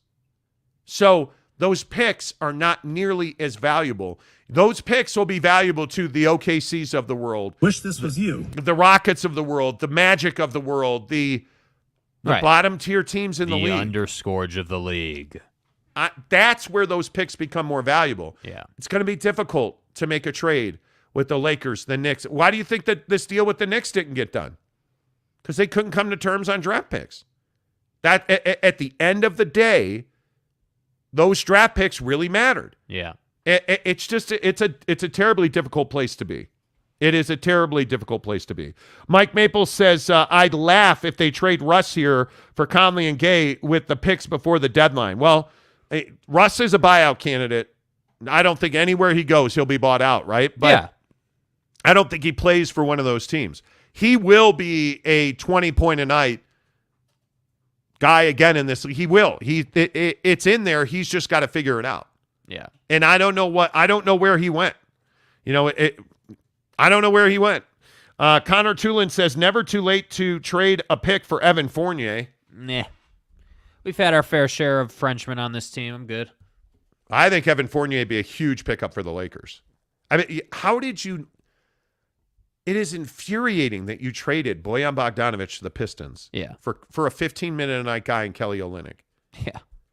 It's infuriating. It really... It's a money dump. There's no doubt about that. Man. NY Monty fan says, Lonnie Flippin' Walker, Texas Rangering it last night. Seriously. Eric and Raleigh says, shout out to Mo Bamba. M. Morris says they're listening to LeBron. I don't know if they are or not. Honestly, I don't know if they are or not. Shout out to Mo Bamba. I mean, if they're listening to LeBron, why don't they have shooting? I mean, I still go back and ask why Alex Caruso and Cantavius Caldwell-Pope are not on this team anymore. Well, that's clearly a reference to the whole Westbrook situation with Bron. Yeah, but I sure, but I don't think they're listening to him now. Yeah. I really don't think they're listening to him now. I don't. I have a hard time believing that that's what they're doing. Jeremy Bolton, good morning to you, friend. He says the problem with James Harden is that he likes extra size Supreme nachos with a side of triple cheeseburgers. Well, Fat. I myself had an Impossible Whopper last night for dinner. What do you think of it? I loved it. I love it. I love the Impossible Whopper. The best Impossible Burger in fast food is at The Habit. The Habit's Impossible Burger is flipping amazing. Fat. Yeah. Yeah. Maybe, but James Harden looks great. He does. He's clearly thinner. Dude. Yeah, he's clearly thinner. Yeah, dude, I'm not saying the guy didn't put his work in. He put his work in. The problem is his team's still losing. That's the problem. Dude. Yeah, I know. It's offensive. Biggest stories in sports presented by Quick Quack Car Wash. Hey, they're having some great events for kids coming up around Halloween. Mrs. Monty demanded that I talk about this morning. She's like, you got to talk about it. You got to talk about it. I don't care what Quick Quack has told you. You're talking about this because you hate kids. And it's true. I hate kids. I think they're the scourge of the world. I know. But I know. Case in point. Yeah, thank you. I know. But Mrs. Monty forced me to talk about this. Okay, so what do we... So... I don't know. I have to find her message. Don't you fucking turn her mic up. I'm just the smarter of the two. So I saw that Quick Quack was having this super fun promotion for Halloween. It's called Quackenstein's Car Wash. Quackenstein's Car Wash. They say, let the ghoul times roll. See, ghoul times? See what they did there? Not it's good like, times. Not good time. It's ghoul times. Ghoul time because it's Halloween and stuff, you know? Come see Quackles and his monster friends free for members. Price of best wash for non-members at select locations. Mm-hmm. And those select locations are pretty much a ton of them in Utah. Yeah, the one in South Jordan is doing it. Yep. I mean, it to me, it's a no-brainer. Here are the ones in Utah that are doing it. Centerville, Brigham, Kyle Van Noy, Brigham. Brigham City, Logan, Bountiful, North Salt Lake, Sandy, South Jordan, West Jordan, Springville. That's right. The South Jordan one that they remodeled is open. Yes. By the way. Yes. Yes. North Island and Payson. Payson. Take your kids to Quick Quack Car Wash. Tell them you heard about it on the Monty Show. It's going to be a great time. It is going to be a great time. And what? Why are you looking? It's only on certain days. Yes. It is on weekends, right? Is it the 24th and 25th? And then... As someone who forced this topic, you should know those dates. Yeah, rookie. Well, rookie. It's totally fun to go to the car wash anyways. Take your kids. They're going to have people dressed up. It's going to be... Yeah, it's going to be a good time. Yeah. It is October 21st and 23rd. Okay, so which that's is today. Today, tomorrow, and Sunday. Yeah. And then October 28th and 30th from 6:30 p.m. to 9 p.m. There you go. So you want to go to the Quick Quack Car Washes, hook it up, tell me you heard about it on the Monty Show. Go and see them. Send us a picture on Twitter. Show us what it looks like. Absolutely. Would love to see you guys doing that. I appreciate everybody who goes to Barbecue Pit Stop and then sends us pictures of Asado seasoning. We love that you guys go to, everybody who sent us pictures of their pizza. Yes. Go to Quick Quack Car Wash. Tweet us pictures. Maybe you'll get a free shirt. New merch is coming. Indeed. We're bribing The weather's going to mess up your car anyways this weekend, so you need to get a car wash. Have some fun. Go to Quackenstein's Car Wash. Woo! Wow. My work is done here. Wow. Wow. That was awesome. Let's see. Jesse Hart says, Jeremy, don't forget a 20-ounce side of nacho cheese. What's wrong with nacho cheese? Out of a can. Let's see. MY Monty fan says, okay, well, after you explain it, that makes sense. Stinking CBA ruining all of our fun just so Bronny can make it to the league earlier and play with Daddy. That's exactly what it is. I'm not even joking about that. Yeah. NY Monty fan, you're exactly right. This is a LeBron James pushed thing because he wants to play with Daddy. Oh, he wants to play with his kids. That's what this is. Yeah. So, yeah, I just did that. It's true. Yeah. Jeremy Bolton says, Mrs. Monty needs to be the official spokesperson for Quick Quack. That was incredible. Can you just say Quackensteins again? Just say it. Quackensteins. Wow. Arnold Schwarzenegger Light joins Get to the show. chopper. Get to the chopper. I'll be back. No, I won't. By the way, Mrs. Monty, everybody wants to know why you haven't been on the show consistently. Slacking. It's because she doesn't like sports, and I love that show. She's busy with her, her friends and stuff. Like she has a life, and whatever. So, she. I have to fit it in between, I've heard that about sitting you. in the tub and eating bonbons and getting my nails done. Oh my God! Dude. Well, I mean, we did just buy you a fresh, tractor trailer full of bonbons. My wife is James Harden diet. My wife is actually a baller, so she has a full-time job. And did you say James Harden eats bonbons? Apparently, he's got a fat air. Well, he gave him up. So right, he went on a diet. He doesn't have that Kim K booty anymore. He's on a cut. Right. Yeah. MY Monty fan says, love it. Thanks, Mrs. Monty, for gracing us with your presence. Okay, great. Nobody cares. Miss Monty, you loved that. I did love that. Right. I did love that. Teddy Wayman says, LOL, Mrs. Monty. There you go. All right, make sure you give us a thumbs up and a like here on the Monty Show, 7:30. The biggest stories in sports is always brought to you by... Hello. Maybe you could participate in... Quick crack. Give me the Frankenstein shit now! God, help us. God, she says she wants me to fit it in. It's so key. No, do not bring that up on this show. What's up, motherfuckers? Don't. Why do we let... See, this is why I will break your arm the next time you turn her microphone on. Exactly. Every day you show up, it's like, oh, well, let's fit it in. I simply am saying words. You put the connotation on them. No, I don't. I'm a man. I don't need connotations. I know what those words mean. That's right, T. What do you like? And look at her. She just scratched her nose. Do you think I don't know what that means? that I had an itch Yeah. on my nose. I know what that means. All due respect. Okay. The biggest stories in sports brought to you by Quick Quack Car Wash. And Quackenstein's Car Wash. Woo! Get to Quick Quack Car Wash and let them know that you heard about it on the Mrs. Monty Show. Good Lord. Good Lord. Kurt Myers says, Mrs. Monty, did Teddy build you that executive suite at Maverick Center? Sure did. Yeah, she's got sure did. She's got can But I? I mean, no. I have to give it up for like all the other Waymans, though. We always just mention Teddy. It's like Teddy represents the entire Wayman clan. He does. He does. Hey, look here, man. Alma Schmelma. Like, I don't know. Josh? Yeah, who? Teddy's pulling the What? strings here. We all know that Teddy's. Yeah. We all know Teddy's the one that shot that buck. We know that. Teddy's Or- beard is better than Alma's. So the man who has the better beard, I yeah, don't but know. Alma just has like the 7 o'clock shadow. He doesn't have like the. No, he has like a 4-inch beard. You have not He hung does? out with him recently, apparently. Well, last time I saw Alma Wayman, he had he hurt his foot because he was busy. He does jujitsu training, and so Does he really? Oh yeah, Alma Wayman. Last time Jake and I saw him, he had broken his foot off in somebody's ass, and like he had hurt his right foot. I had no idea. So then apparently it was so bad, he injured it so badly, he went and shot some huge moose, and they hiked it out of East Canyon. Yeah. Yeah. Never mind. He'll never know the difference between a moose and an elk, but that's fine. Oh, it was an elk? It was a bull elk. It was a bull elk. Hey, like, I'm just. I give up. I seriously, I give up. Teddy, we need a set of antlers for the studio. No, we So don't. It's called a rack. Yeah, I got a rack for you. could bring us Hey, a rack. rack attack. No, really, I could like paint it black and like put some, rhinestones on it, and it could be our studio rack.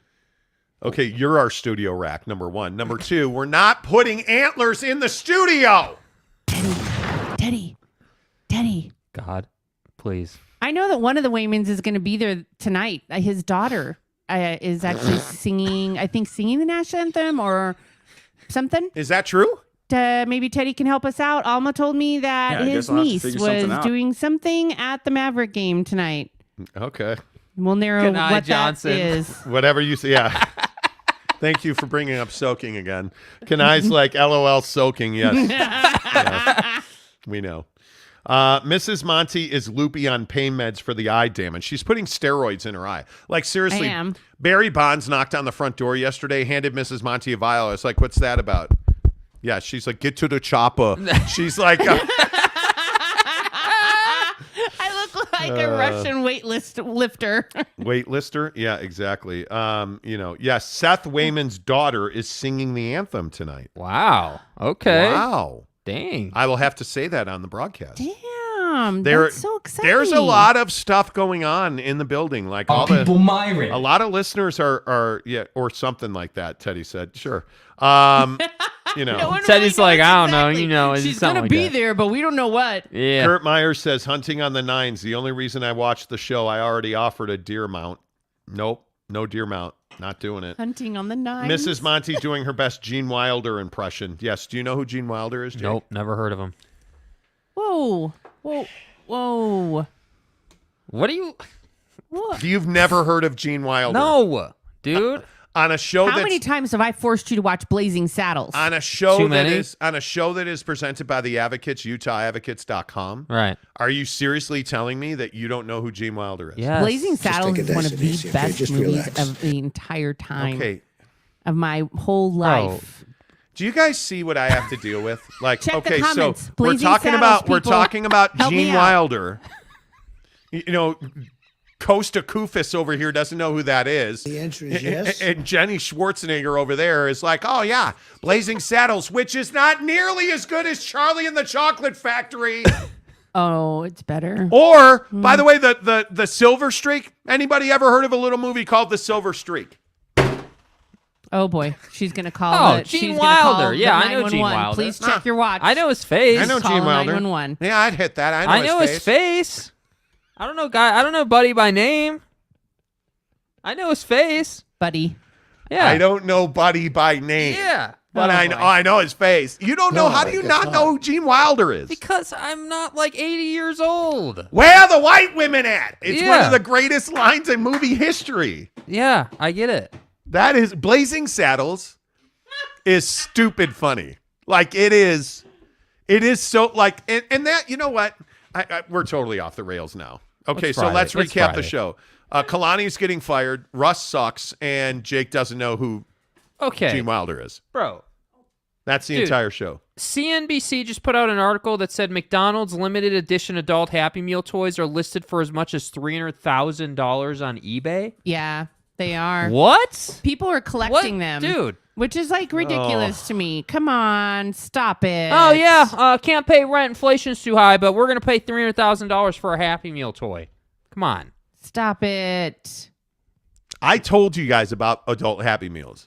And I want to say, what the Neville. hell is up with our bull in the china shop today? He's just walking around, knocking every camera. That's what he does every day. The dog is destroying things.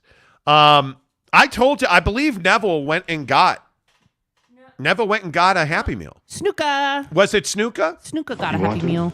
I don't know if anybody else did.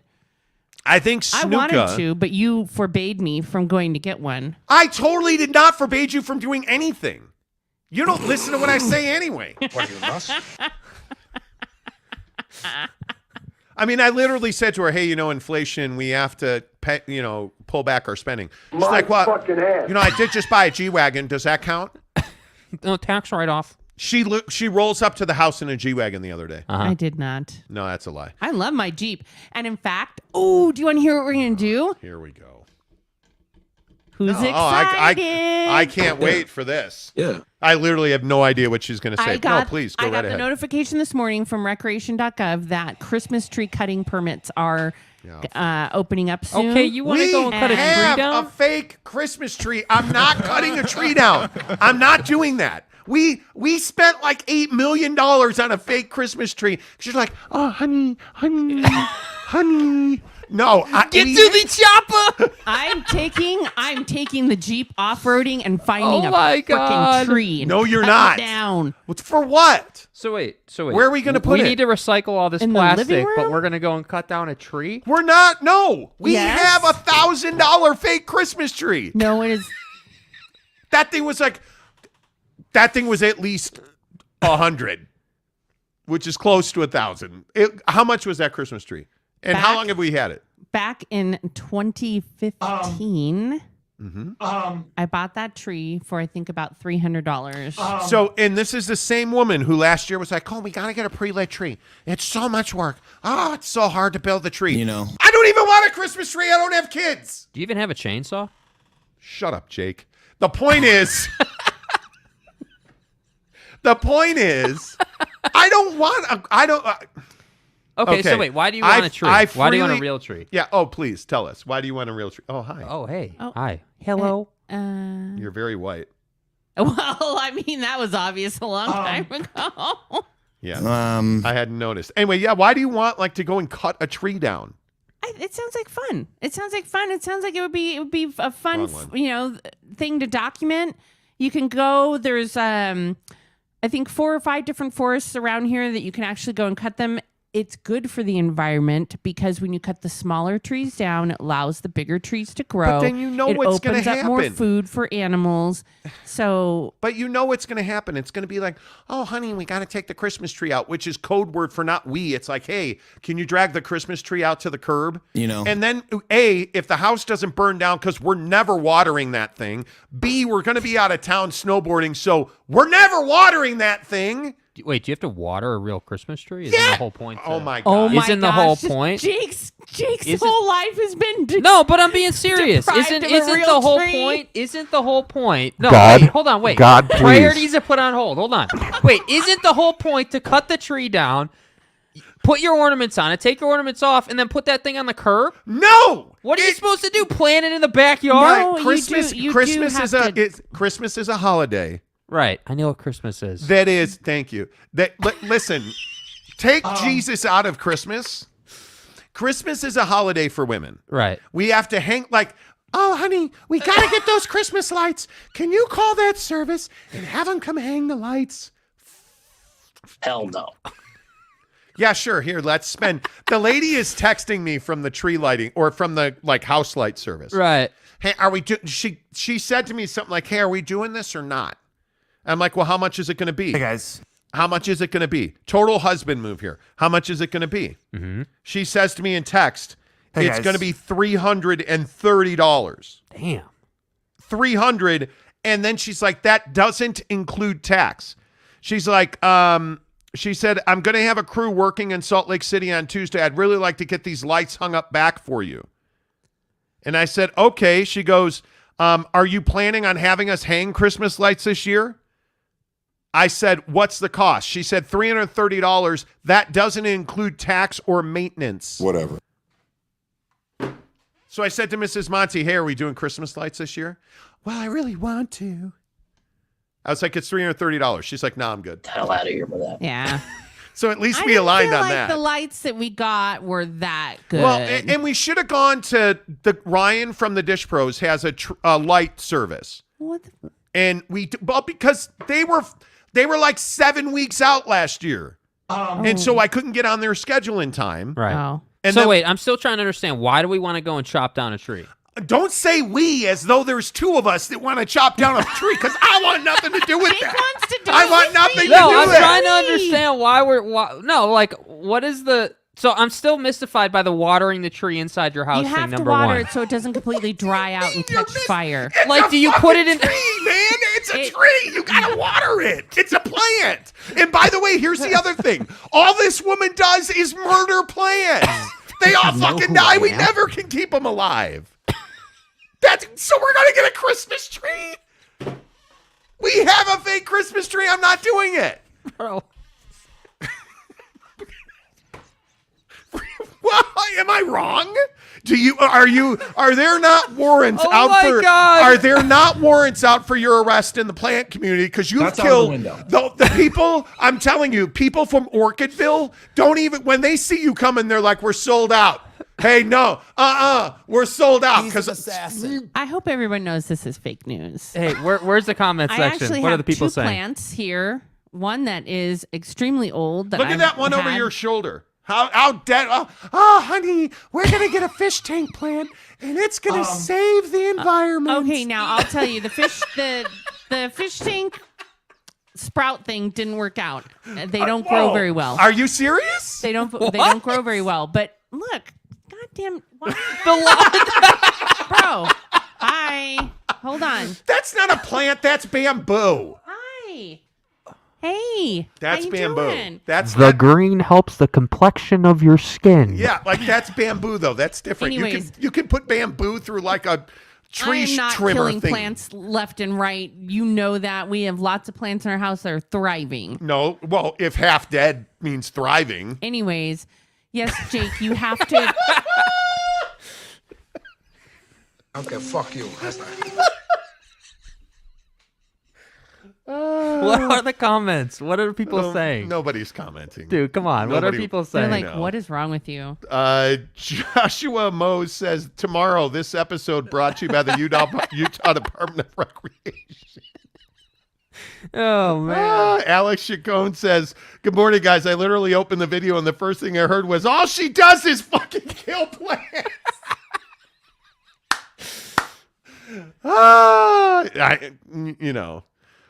Let's see. Eric says fish tank plants are for fish tanks. Exactly right. Yeah, next question. Monty, why don't you tell us how Mrs. Monty asking for a real Christmas tree makes you feel? But it's not that I'm anti-Christmas, which I kind of am not. But we're never home for Christmas. We are always somewhere snowboarding, usually.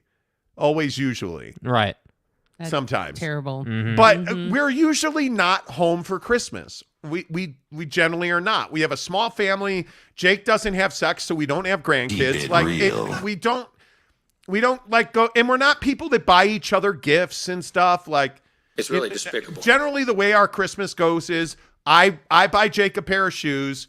He comes over and eats our food. Mrs. Monty does the dishes, and I sleep on the couch. That's Christmas at Casa de Monty.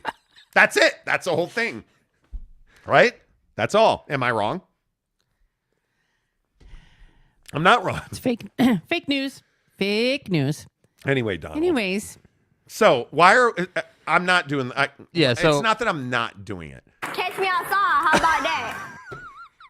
We can talk about it. I just don't see the need. We've been talking about it. I don't see the need to go chop down a tree. And Maybe frankly, I'll take a friend and go and do it on my own. Okay. I'm still trying to picture this. So what are we going to do with it? What if how about this? Here's what I would do. What? If we can set the Christmas tree up in front of the house. Hey, guys. Lights and everything. I would do that. I will. If we chop down that Christmas tree, let's get a little stand, put a Christmas tree out front. It'll be great. People can leave us gifts. It'll be amazing. Just don't want it in the house. Why don't you want it in the house? Because it sucks having a Christmas tree. A real tree is kind of a pain in the ass. Now they do smell good, but you can get those little pine cone majigger things that smell great. That smell just like a real Christmas. You can get those scented things that hang off of like people's car mirrors. Their house will smell like a Christmas tree. Anyways. The point is. I get it. No one wants to have fun. That's fine. Wow. Pouty Mrs. Monty now. But no, let's go chop one down and put it in the front yard. How about that? Would that not be baller to have a Christmas tree in the front yard? Would anybody in the comments section like to chop down a Christmas tree? No. I've never heard of this. I didn't know this was a thing. No. Yeah, it's a thing. M. Alvarez, exactly right.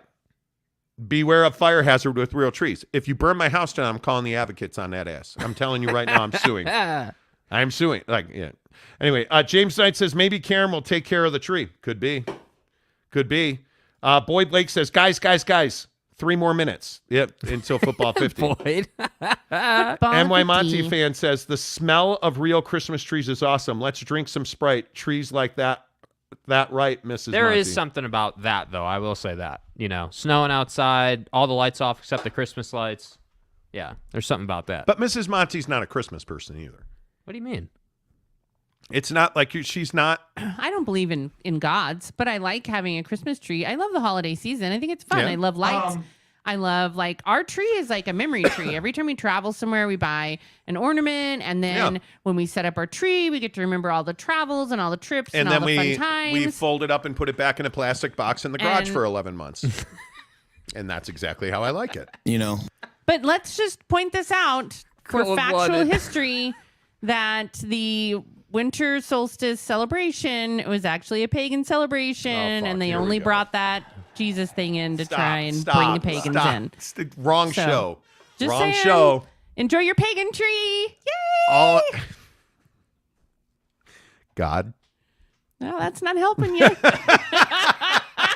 Listen, I think that the real tree thing is cool. I do. I'm a big believer. Like Mrs. Monty doesn't like me buying her gifts at Christmas time. Mm. I like giving people gifts. I like buying things for people. Right. I think we're more fortunate than most people. We're trying to adopt a family this year for Christmas. We like doing stuff like that. The fire hazard, the needles all over the floor. We have dogs that will last thing I need is my dog getting his ass rooted again because he ate Christmas tree needle things.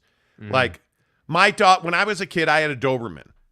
And my Doberman used to throw up every year at Christmas because she would just eat pine needles. I don't. I've never had a dog eat the pine needles. What was wrong with your Doberman? Well, because my mom used to put sugar in the water. And whatever it did, whatever, man. She used to put sugar in the Christmas tree water. Right. So, it's like putting Sprite in the water. And then she would always make this speech. She'd be like, hey, it's Christmas, and at Christmas time, hey guys, we celebrate football at 50, 10 to the hour, every hour in the Montemayor household. Do it. See what I did there? See what he did there. Football 50. We're impressed. 10 to the hour, every hour. We talk about the biggest stories in sports. We'll come back and put a topper on the Are We Going Out to the Forest? Because guess what? When Mrs. Monty wants to go out to the forest, we're probably going out to the forest. I probably won't make it back. Anyway, the point is, football 50, 10 in the hour, every hour. Let's talk about BYU, and let's talk about the line for tomorrow. The line just keeps moving towards BYU. It is. They're a full touchdown favorite now at Liberty. Yeah. 1:30 on ESPN2. What is your confidence level on this? Yeah, Yeah, I think they're going to win the game. You know, it's hard for me to be like, yeah, they're going to get beat by Liberty. That said, Liberty is talented. Liberty does play fast, and Liberty can be a problem for this team based on the defensive showing so far. So my confidence level is like 50-50. I'm not super confident in this game, and I think that the turmoil in the program... 50-50? Yeah, dude. What? Again, this is what I said last week. They're not losing to Liberty. Dude, this is what I said last week, and everyone's like, oh, you're an idiot. What confidence should I have that they're going to be able to stop the run? Well, one, Liberty hasn't played anybody. That might be true, Liberty has not seen a team of the athletic ability of BYU. And BYU, I know everybody's going to be like, oh, I'm a Ute fan. BYU has no athletes. Guess what? BYU's got athletes. My point is, BYU is a much better team than Liberty. They should win by 14 points. This should be 35-21. That's what this should be. This should be 35. But come on, you at least on some level, you can't tell me you're not worried about them giving up a ton of yards. Could I see them losing the game? No, absolutely not. Could I see this being a struggle and Jake Oldroyd hitting an upright and losing the game? No, I can't see that. Could I see them giving up 1,000 yards rushing to Liberty and, you know, they're like Jaron throws an interception at the end of the game for a pick six and they lose by a field goal? Sure, I could not see that. But my point is, I could see all that happening. I mean, it won't happen. But if they give up 300 rushing yards, is anybody going to be surprised? They give up 300 rushing yards, they're losing the game. They're going to lose the game. Yeah, I mean, that's what I'm saying. If they give up here's what I would say. If Liberty has a guy run for 100 yards, BYU will lose the game. Yeah. Because at some point, BYU has to get back to footballing where they actually have more time of possession than the opponent. My pick on this game is 42-24. BYU is going to win the game. I think they're going to come out and they are absolutely going to dominate. I think Kalani's in charge of the defense this week. I think he is going to call the plays for the defense this week, and I think they should kick ass. If they do this hockey switch again where they switch out all 11 guys, they're getting crushed on Monday because this isn't Pop Warner football.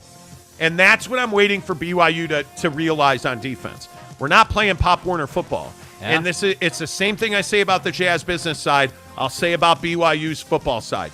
Act like you're the best team in the country, and you can be the best team in the country. You keep acting like this is Pop Warner football, and again, Mom's got orange slices, everybody. All right, end of the half. Let's go get orange slices. Yeah. Who wants some high C? Yeah. You know, like you remember high C in the can where your mom had popped? No, you don't. Shut up. Yes, I do. Who wants a Capri Sun? Yeah, Capri Sun, high C. Yes. Yeah, you remember that? Yes. BYU, I feel like when you do hockey switches and 11 guys, look, twice last week, 11 guys went off, 11 guys came on defensively. That's what I'm saying, dude. You can't do that. I'm done with it. You can't do it. I'm not giving them the benefit of the doubt. They're going to have to earn that now. But I will say, if they lose to Liberty, you have to consider replacing Kalani at the end of the year. Yeah. Because if you lose to Liberty, there's a real good chance you're a 6-7 win team. Yeah, you're going backwards. You can't. Yeah, exactly. And right now you're going backwards. Let's be very clear. Right. Like if you lose this game, then you're like going severely backwards. But there's no doubt you've gone backwards here. Yeah, this is. I hope people understand, and I'm not. I don't think I'm being melodramatic about this or anything here on Football at 50 presented by Papa Murphy's Pizza. This is a real tipping point for BYU. Yeah. This Liberty game, and again, I'm just going to tell you the video we've played all week of Hugh Freeze telling his team, "Hey, this is the biggest home game we've ever played." Dramatic music in the background. Yeah. This is the biggest game we've ever played here at home. We still got it. This is why you guys come to Liberty. This is why. This is why you came to Liberty to play this game. Yeah. This is why we bought ourselves a NASCAR sponsorship. Yeah. This is why. For those of you who are lucky enough, and I said lucky enough, for those of you who are lucky enough to play in this game Saturday night, you're getting ready to make history.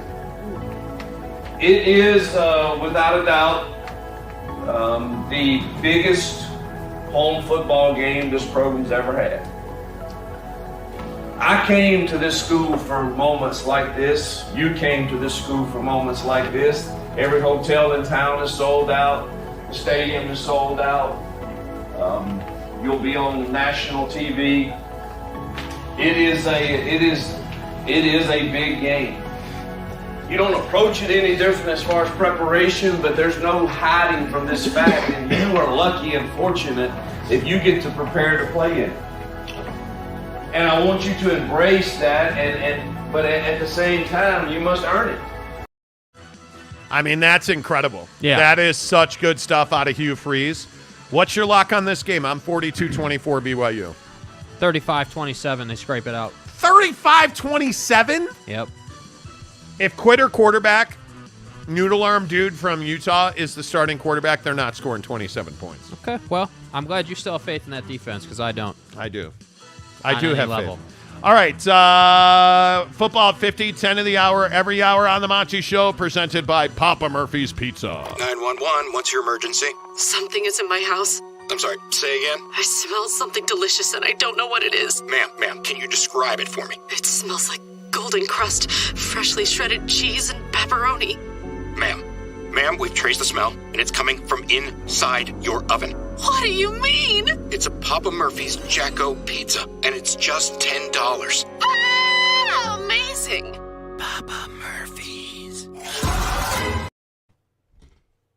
What am I supposed to do with this? My guy just hit the eject button right here, right after the Papa Murphy's Pizza commercial. No, and for real, I love the Papa Murphy's Pizza commercial. Yeah, I don't have a lot of confidence in BYU this week. And I know that he's going to come back and sit down here and tell you that this defense is capable of stopping this team. I don't have any trust or any desire of any level that they're going to stop the run or do anything this week. And I think that they'll win this game on offense, but there's a chance they could lose it on defense. Whew.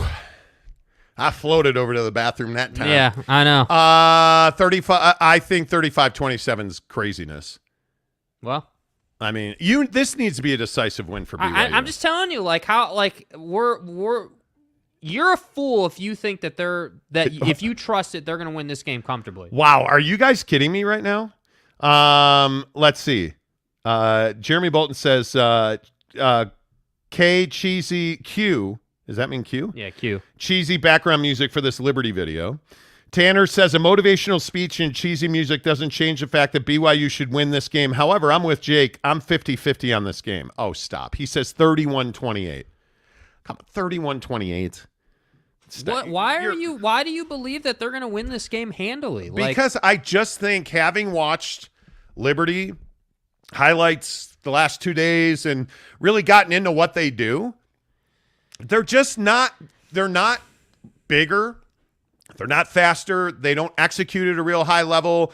They don't have the talent. I mean, like, looking at Liberty's schedule and looking at what they do and how they do it, I don't see at all that Liberty, one, has been tested in any way, shape, or form. Like, if you look at it, I mean, just the opponents: Southern Miss, UAB, Wake Forest. They lost to Wake Forest.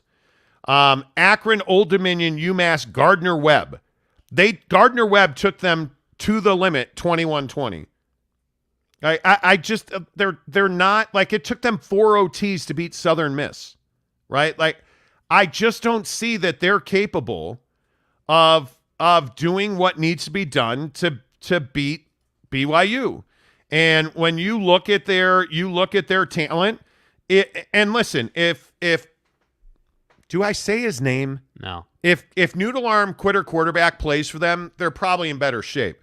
But Jonathan Bennett is no world beater. You know, like, I look at Bennett, and I know he's 3-0, and I know his numbers look better than they are, but you know, I just don't. I don't know, man. I don't, and they don't have a running back. This isn't about Liberty. It is about Liberty, though. I don't think it is, because Liberty's not, and with all due respect, Day Hunter's a nice little running back, but Day Hunter isn't putting up even 100 yards against Gardner-Webb. With all due respect. You're not running for 100 yards on Gardner-Webb. You think you're giving up 150, 200 yards rushing to Liberty when they can't run for 150 yards against Gardner-Webb? Like, that's what's crazy to me is he is a good D2 running back. And yeah. if this game is 31-28 and they give up, I don't know, what would it be? 150 yards on the ground, they should fire Tuiaki and make him find his own way home. Like Lane Kiffin, that ass in the locker room. But that's kind of my point. Are you kidding me? That's why I think we're in different places with this team right now. I don't think this team is that far away from that with Tuiaki at the helm. I don't think that like they didn't like Liberty isn't running great because they're playing teams that are stacking the box against them to stop the run on first down. Yeah, Are we going to see that out of BYU? I don't have any faith in that. There's no way on. Well, no way. There's no way, guy. There's just no way that you can convince me. I don't know.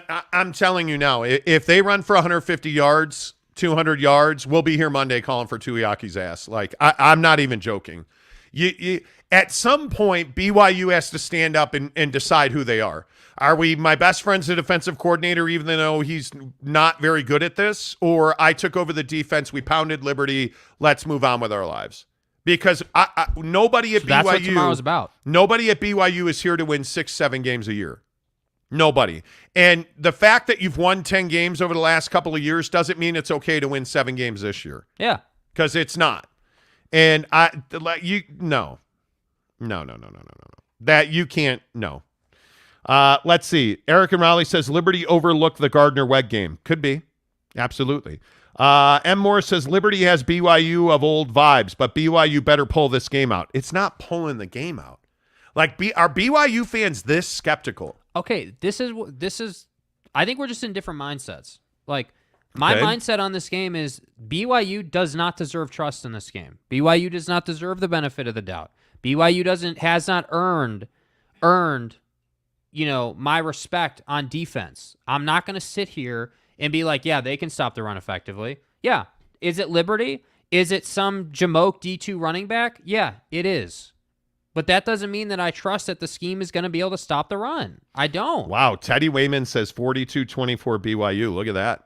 Yeah, and that's great. And I hope that that's the result we get. I really do. That, frankly, should be the result. It should be a dominating win. But I'm tired of sitting here on Fridays talking about how, yeah, they should be in the Notre Dame game. They should be in the Oregon game. They should be in this Arkansas game. And then they go out and get their ass kicked. I'm done with that.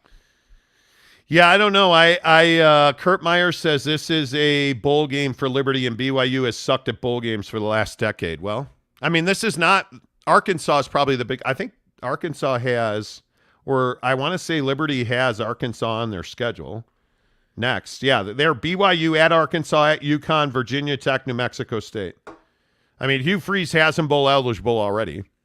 So, listen, BYU is 4-3. Like, how are we having this conversation? If they lose to Liberty, I think you have to fire Tuiaki because this will be a defensive problem, not an offensive problem. Yeah. I just don't see that. I don't see that they can hang with BYU. I don't. And theoretically, they shouldn't be able to, but I don't know whether it's the missed tackles, whether it's scheme dropping 8, like. The defense has work to do. The defense needs to get right, and I hope they do. Like, to be clear, it's so much better for us when BYU is winning football games. Like, I want them to win the game, and I want them to do it in a dominant fashion, but I don't know. I've lost my trust on that defense. I have, and it's not great.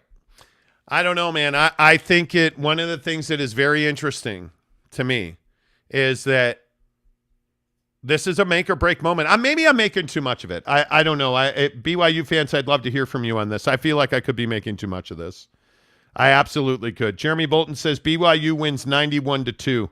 Jaron comes out on fire. Kalani calls a punt block on every down for defense. Hey guys. Well, Kalani calls a punt block on every down. Derek Gray says no new set today, guys. No, not today. Monday. Mrs. And trust us, we're annoyed about it. Mrs. Monty was a bit lazy yesterday, and she was out hunting for Christmas trees instead of building our studios. So, stuff happens. And then she had to stop by the store and get bonbons again. Like, she just was distracted. Yeah. But she promises us, Are we going to have a Christmas tree in the new studio? Oh, we should. Totally, we should. We should? Oh, boy, here we go.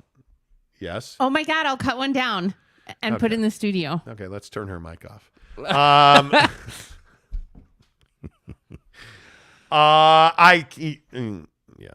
Boyd Lake says Cougs win, but Tuiaki's Make-A-Wish defense. Make-A-Wish defense gives another average quarterback the night of his life. I've heard that about Tuiaki, the night of his life. I'm probably making too much of this. I probably am making way too much of this. But I feel like this is a moment in time. I don't think you're making too much of the situation. I just think we disagree on the defense and what this team's going to do to Liberty. Like, Kenai Johnson says, breaking news, BYU has offered Danny Ainge a position in their front office. The ink isn't dry yet. Card-carrying member. Absolutely. Rhett Williams says, is the sec going to be okay for tonight? It won't be. I don't think anyway. Well, I mean, we have to define okay. I mean, tomorrow is setup day because, in non-specifics, we should have been there today, but there was some delays and some things that were out of our control that we were not able to get. And so that's pushed us back till Monday. We're really hoping, as far as the show is concerned, that's pushed us back till Monday, but we're really hoping to be in there tomorrow for the second game this weekend for the Grizzlies, and we're hoping to be full go. But you'll see it tonight if you go to the game. The walls are wrapped, there's stuff in there. It quite literally right now what our studio at Maverick Center is it's completely built. The Waymans did a great job. They crushed it. Yeah. Yesterday it got wrapped by Queen of Wraps, so the wall wrap is in place, the door wrap's in place. The RC Willie furniture's in place, like the rug, the chair. It quite literally is, we need to move all of our equipment from here to there.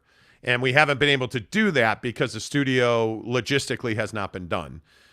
It's been sitting constructed for 2 weeks, but we were waiting for internet, and we were waiting for wrap, and we were waiting for details. So honestly, one of the things we've really struggled with is timeline and availability of product through the pandemic. If I hear one more time, hey, I can't get this or I can't get that, or supply chain, I mean, it's crazy. Yeah. What supply chain it's absolutely hampered us. Yeah, for sure. I mean, Casey Finlandson, good morning to you, friend. He says Tuiaki gets a lot of blame. However, I fully believe that until Ed Lamb is gone, BYU will struggle. Yeah. I think that, boy, Ed Lamb's another one. Kalani Sitake is the guy that should get the blame. He's the head coach. Yeah. He should get the blame because this is not the first issue we've seen from Tuiaki's defense. Ilaisia Tuiaki is, I'm sure, a phenomenal football coach. He's in over his head at BYU.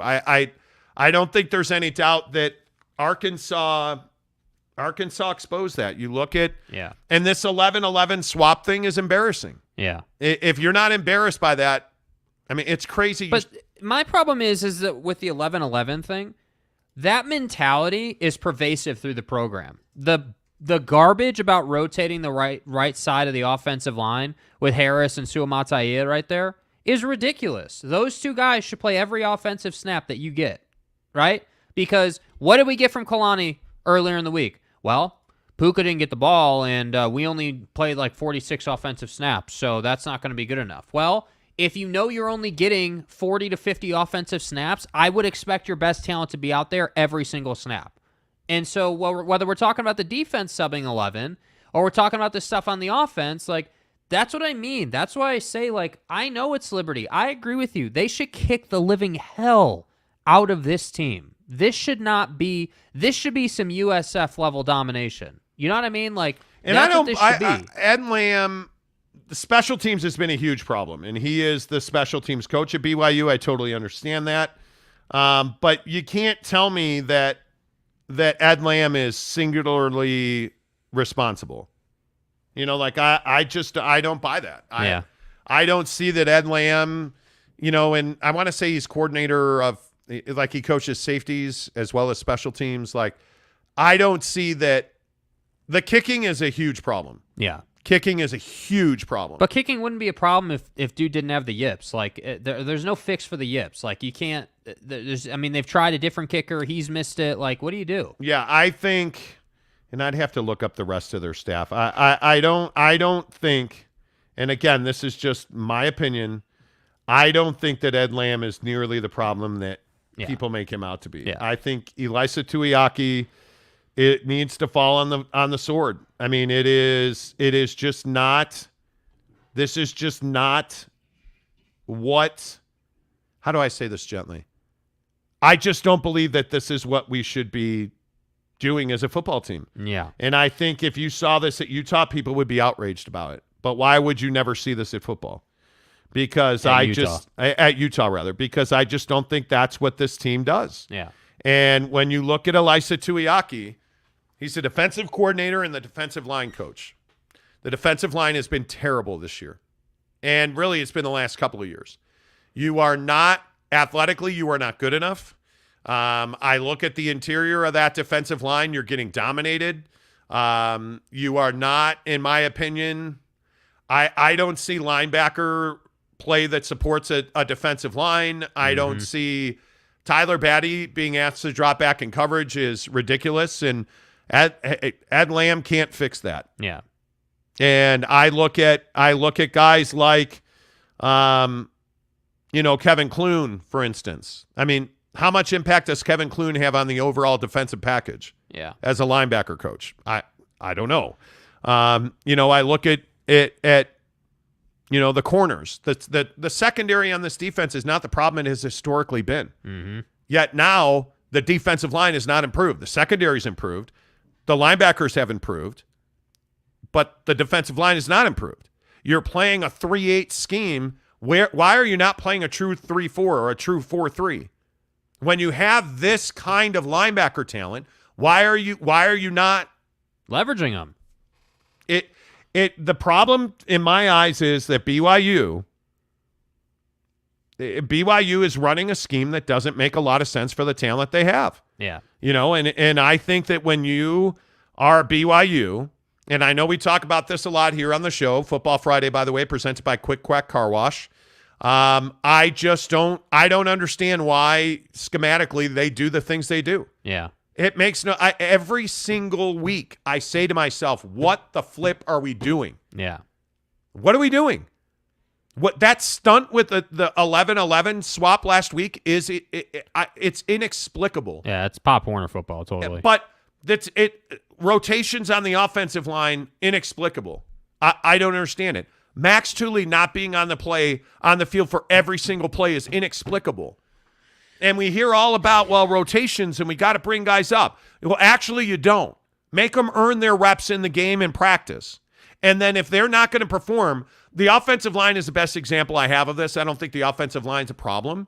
But you have a guy that's a Remington candidate in Connor Pay, and you're taking him out of the game. Like, what are we doing? Why is Harris LaChance being rotated at right guard? Because I can tell you right now, Harris and Suamataia have been a formidable pair on the right side. Yeah. But you're rotating offensive line like it philosophically, this football team is broken. And I will go one step further. The administration at BYU is not cohesive.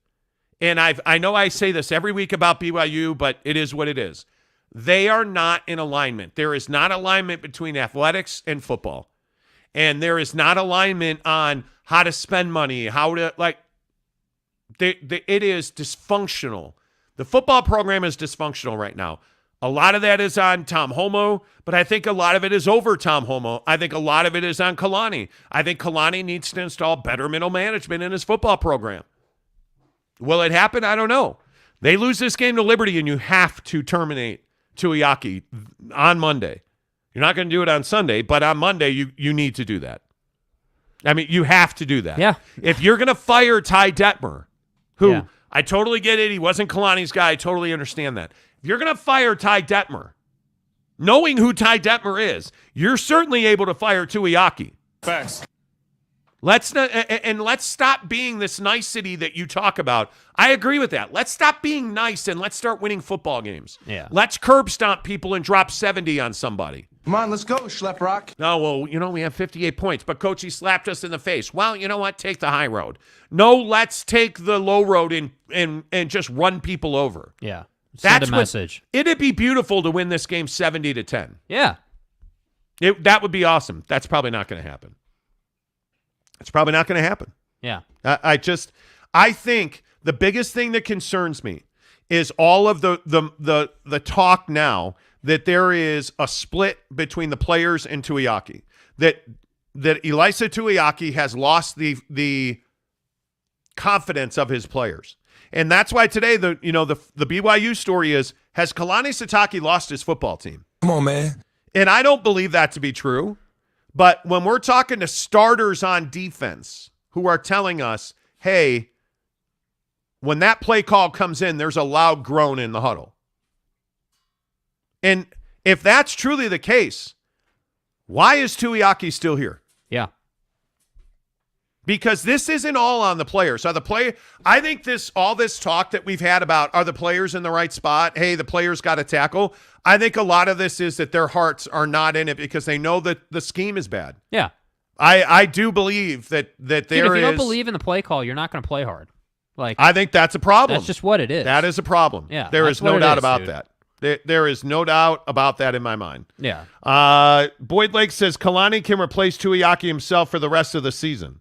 Tanner Plummer says. Well, but I also think you hand things off and you promote, and I mean, you look at some of the defensive staff. I mean, you look at Preston Hadley. Preston Hadley's ready for more responsibility, in my opinion. You look at guys like Gennaro Guilford. You look at, the position groups that have been performing. I think you can spread out that responsibility. Yeah. Use your graduate assistants more. Use your use your guys a little more than that.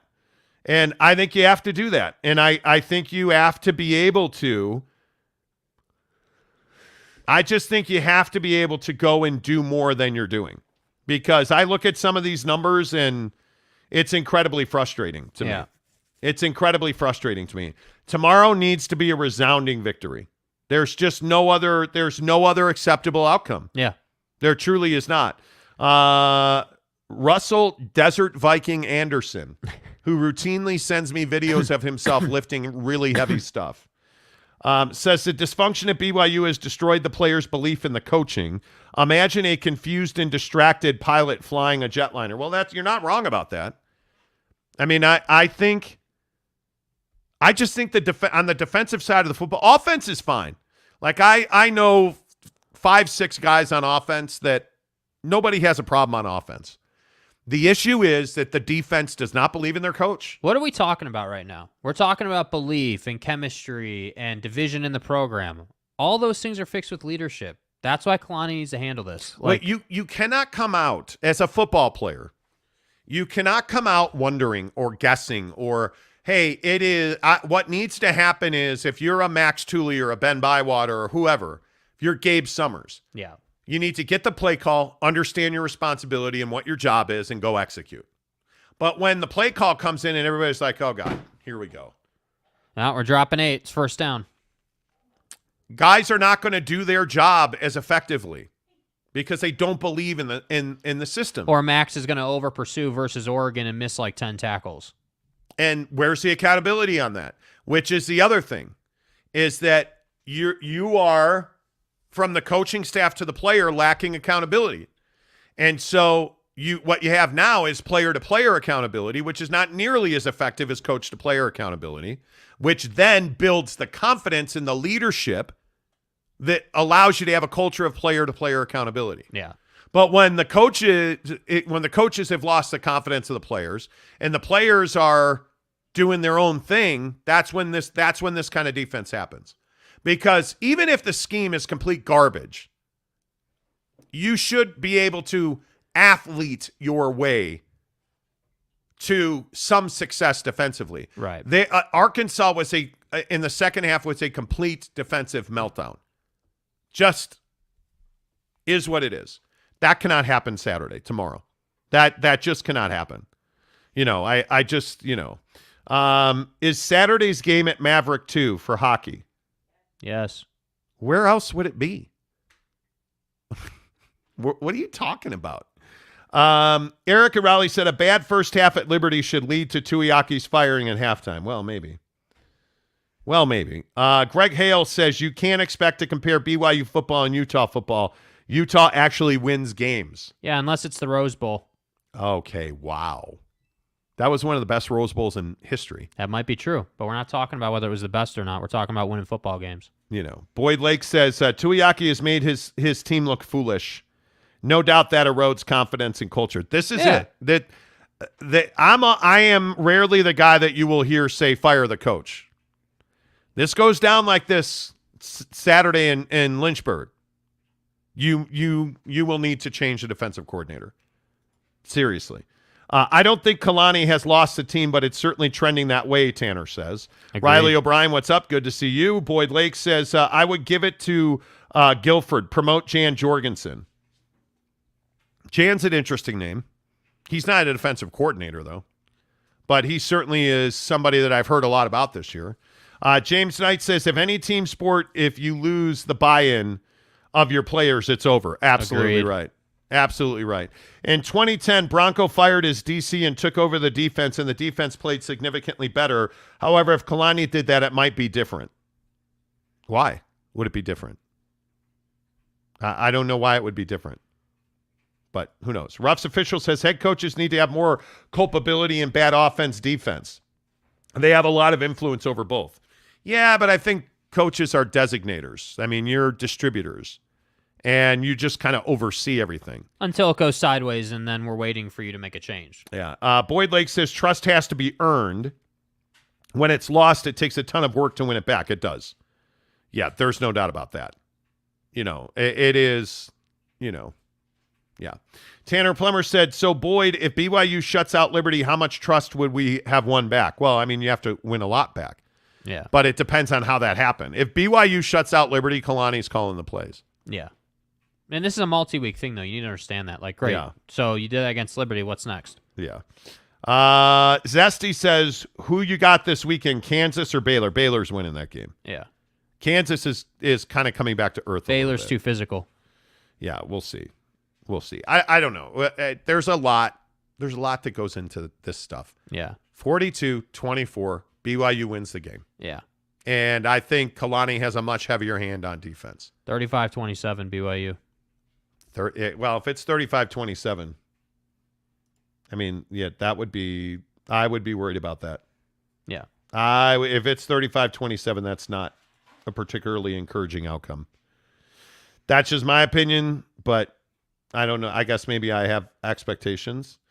Oregon State's going to be without Chance Nolan again, according to Pete Thamel. What do you make of this Oregon-UCLA game?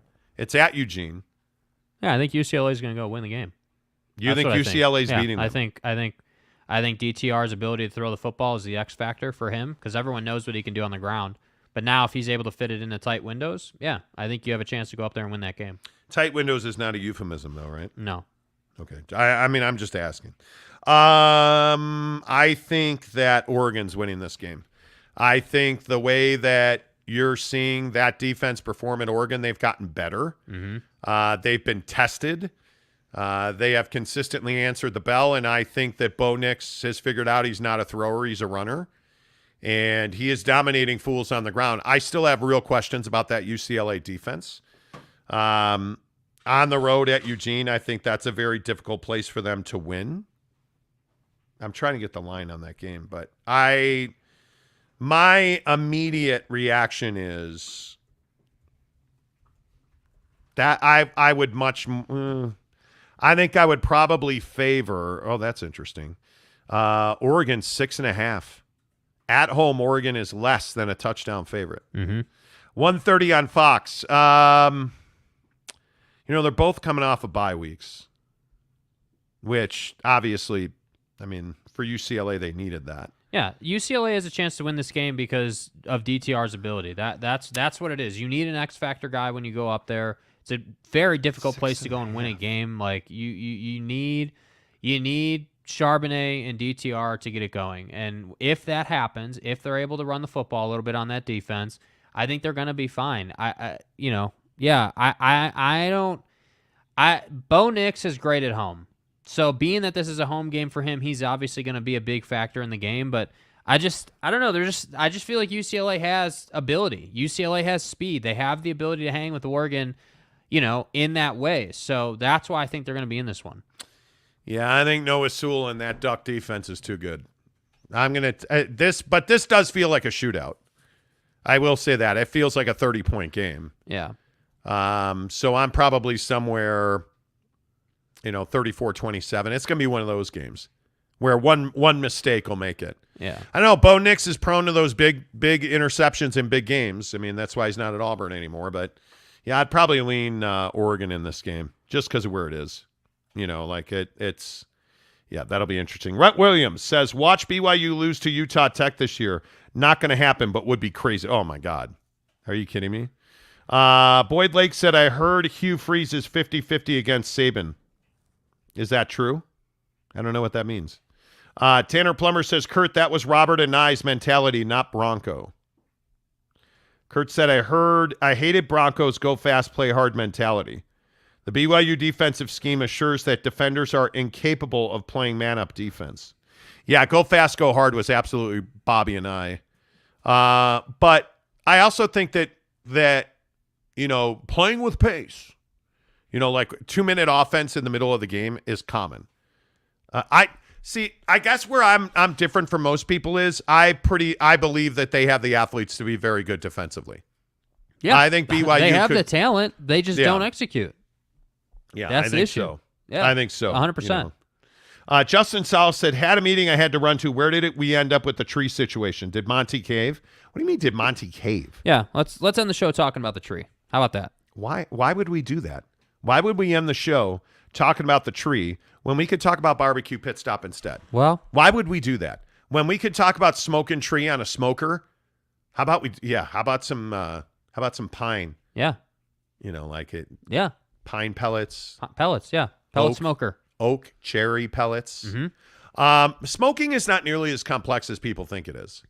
I was one of those guys. I didn't understand how easy it is to use a smoker.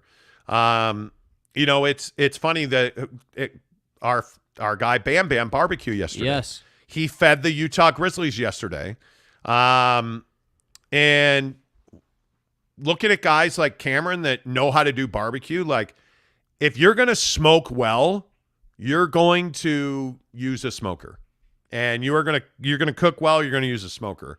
And there's no better place to get that equipment. There's no better place to get the seasonings, the sauces, the rubs. I'm a Traeger Ironwood 885 guy. The Timberline series looks amazing. Absolutely looks amazing. I would love a Timberline, but I'm an Ironwood guy, and it rocks. Like when we made our Papa Murphy's pizza on the Ironwood the other night, amazing. Whether it's wings, whether you're a brisket guy, the briskets that we've made on there have come out awesome. Chops, wings, you name it, on the smoker, you can do that. Pork butt. Clinton at Lehigh has a video up on how to smoke a turkey breast. Yeah. Whatever you can think of. If you're a vegetarian, those cauliflower wings and that wing dust at Barbecue Pit Stop, awesome. Check it all out online. Get on their website, bbqpitstop.com. Chat with them. You can ask them questions. Hey, what's the best seasoning for a turkey on a smoker? Monty told me you guys are amazing because I heard about you on the Monty Show. Yeah. Absolutely. Make sure you chat with them online. And go into their locations. Their stores all have meat counters now. The one in Logan is the nicest butcher shop I think I may have ever been in.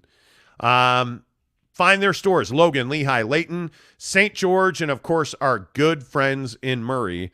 Barbecue Pit Stop, bbqpitstop.com.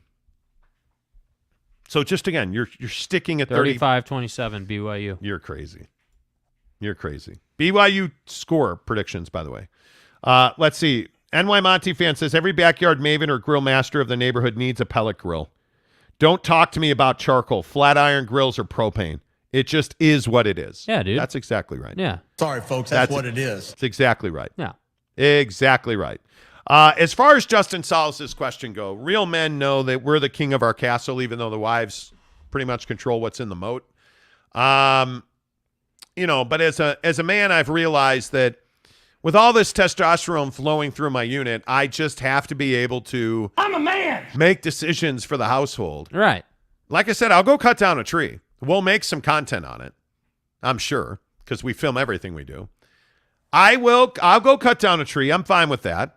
But I want to put it up either in the backyard on the patio or in the front yard with all the lights and accoutrements. Okay, but so here's my question. What is the point of going and doing it if it's just going to sit outside? Is that tradition? Is that what you're supposed to do? No.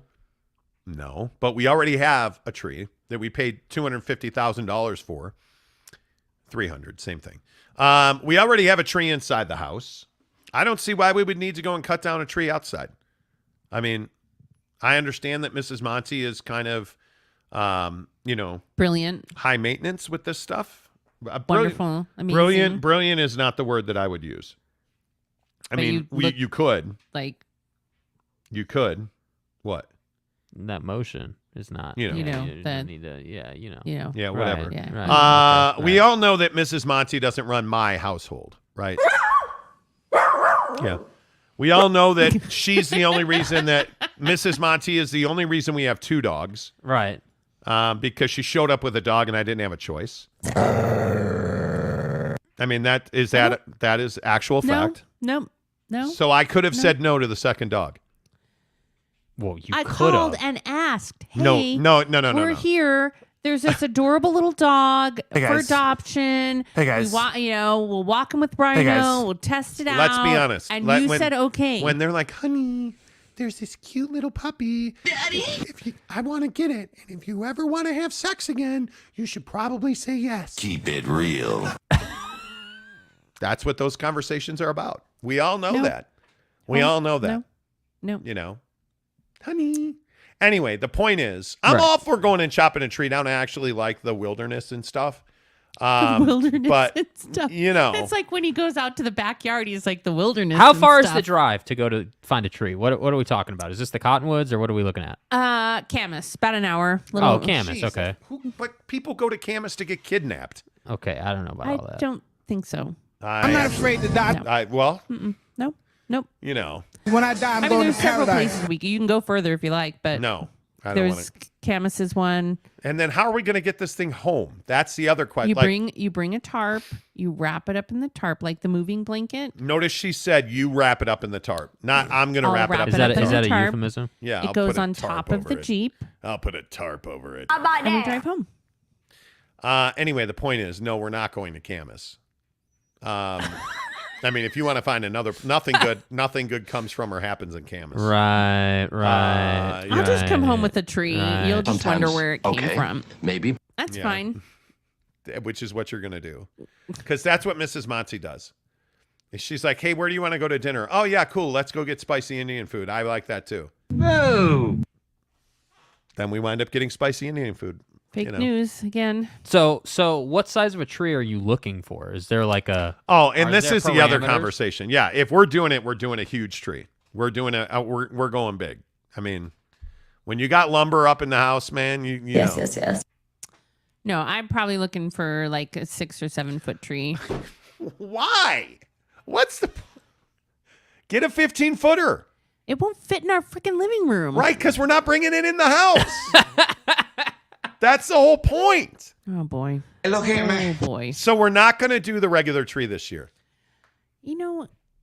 Let's just see how it goes. We may not be able to find a tree that we like out in the wild. Okay. Here's one thing I can assure you, friends. If we go out in the wild, this woman is finding a tree. She will not allow me to leave the wild without finding a tree. You just know that's a fact. Well, let's just see how it goes is code for we're getting a tree. Yeah. Get the chop out. Yeah. No. If we're going, we're getting a tree. I mean, that's the simple point of it. I don't want it in the house. So what say do I have over what comes in the house? Yeah. Or maybe who comes in the house? Why don't you want it in the house? Okay. I think we've talked about this. Because we're going to burn the house down with it. You're so fucked. It's messy. You won't water it, and you routinely kill plants. So that's why I don't want it in the house. Lies. Are you a green thumb? No, I'm not a green thumb, but I don't kill all plants. I don't. Okay, no, you're right. It's I'm exaggerating. She kills most plants. Not all. Bro, you're a savage, man. You're an absolute savage. Jake, do you have like a digging Dude, a hole kind bro. of You know. Dude. anyways, yeah, I think it'll be fun. I think we should do it, but Can we put it in the front yard or in the backyard? Put it by the hot tub. That'd be awesome. Sitting in the hot tub for sexy time, we can look at the Christmas tree and give thanks for that booty.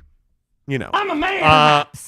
Perhaps. What if we put it in the backyard? We can run an extension cord to it. There's electricity right there on the deck.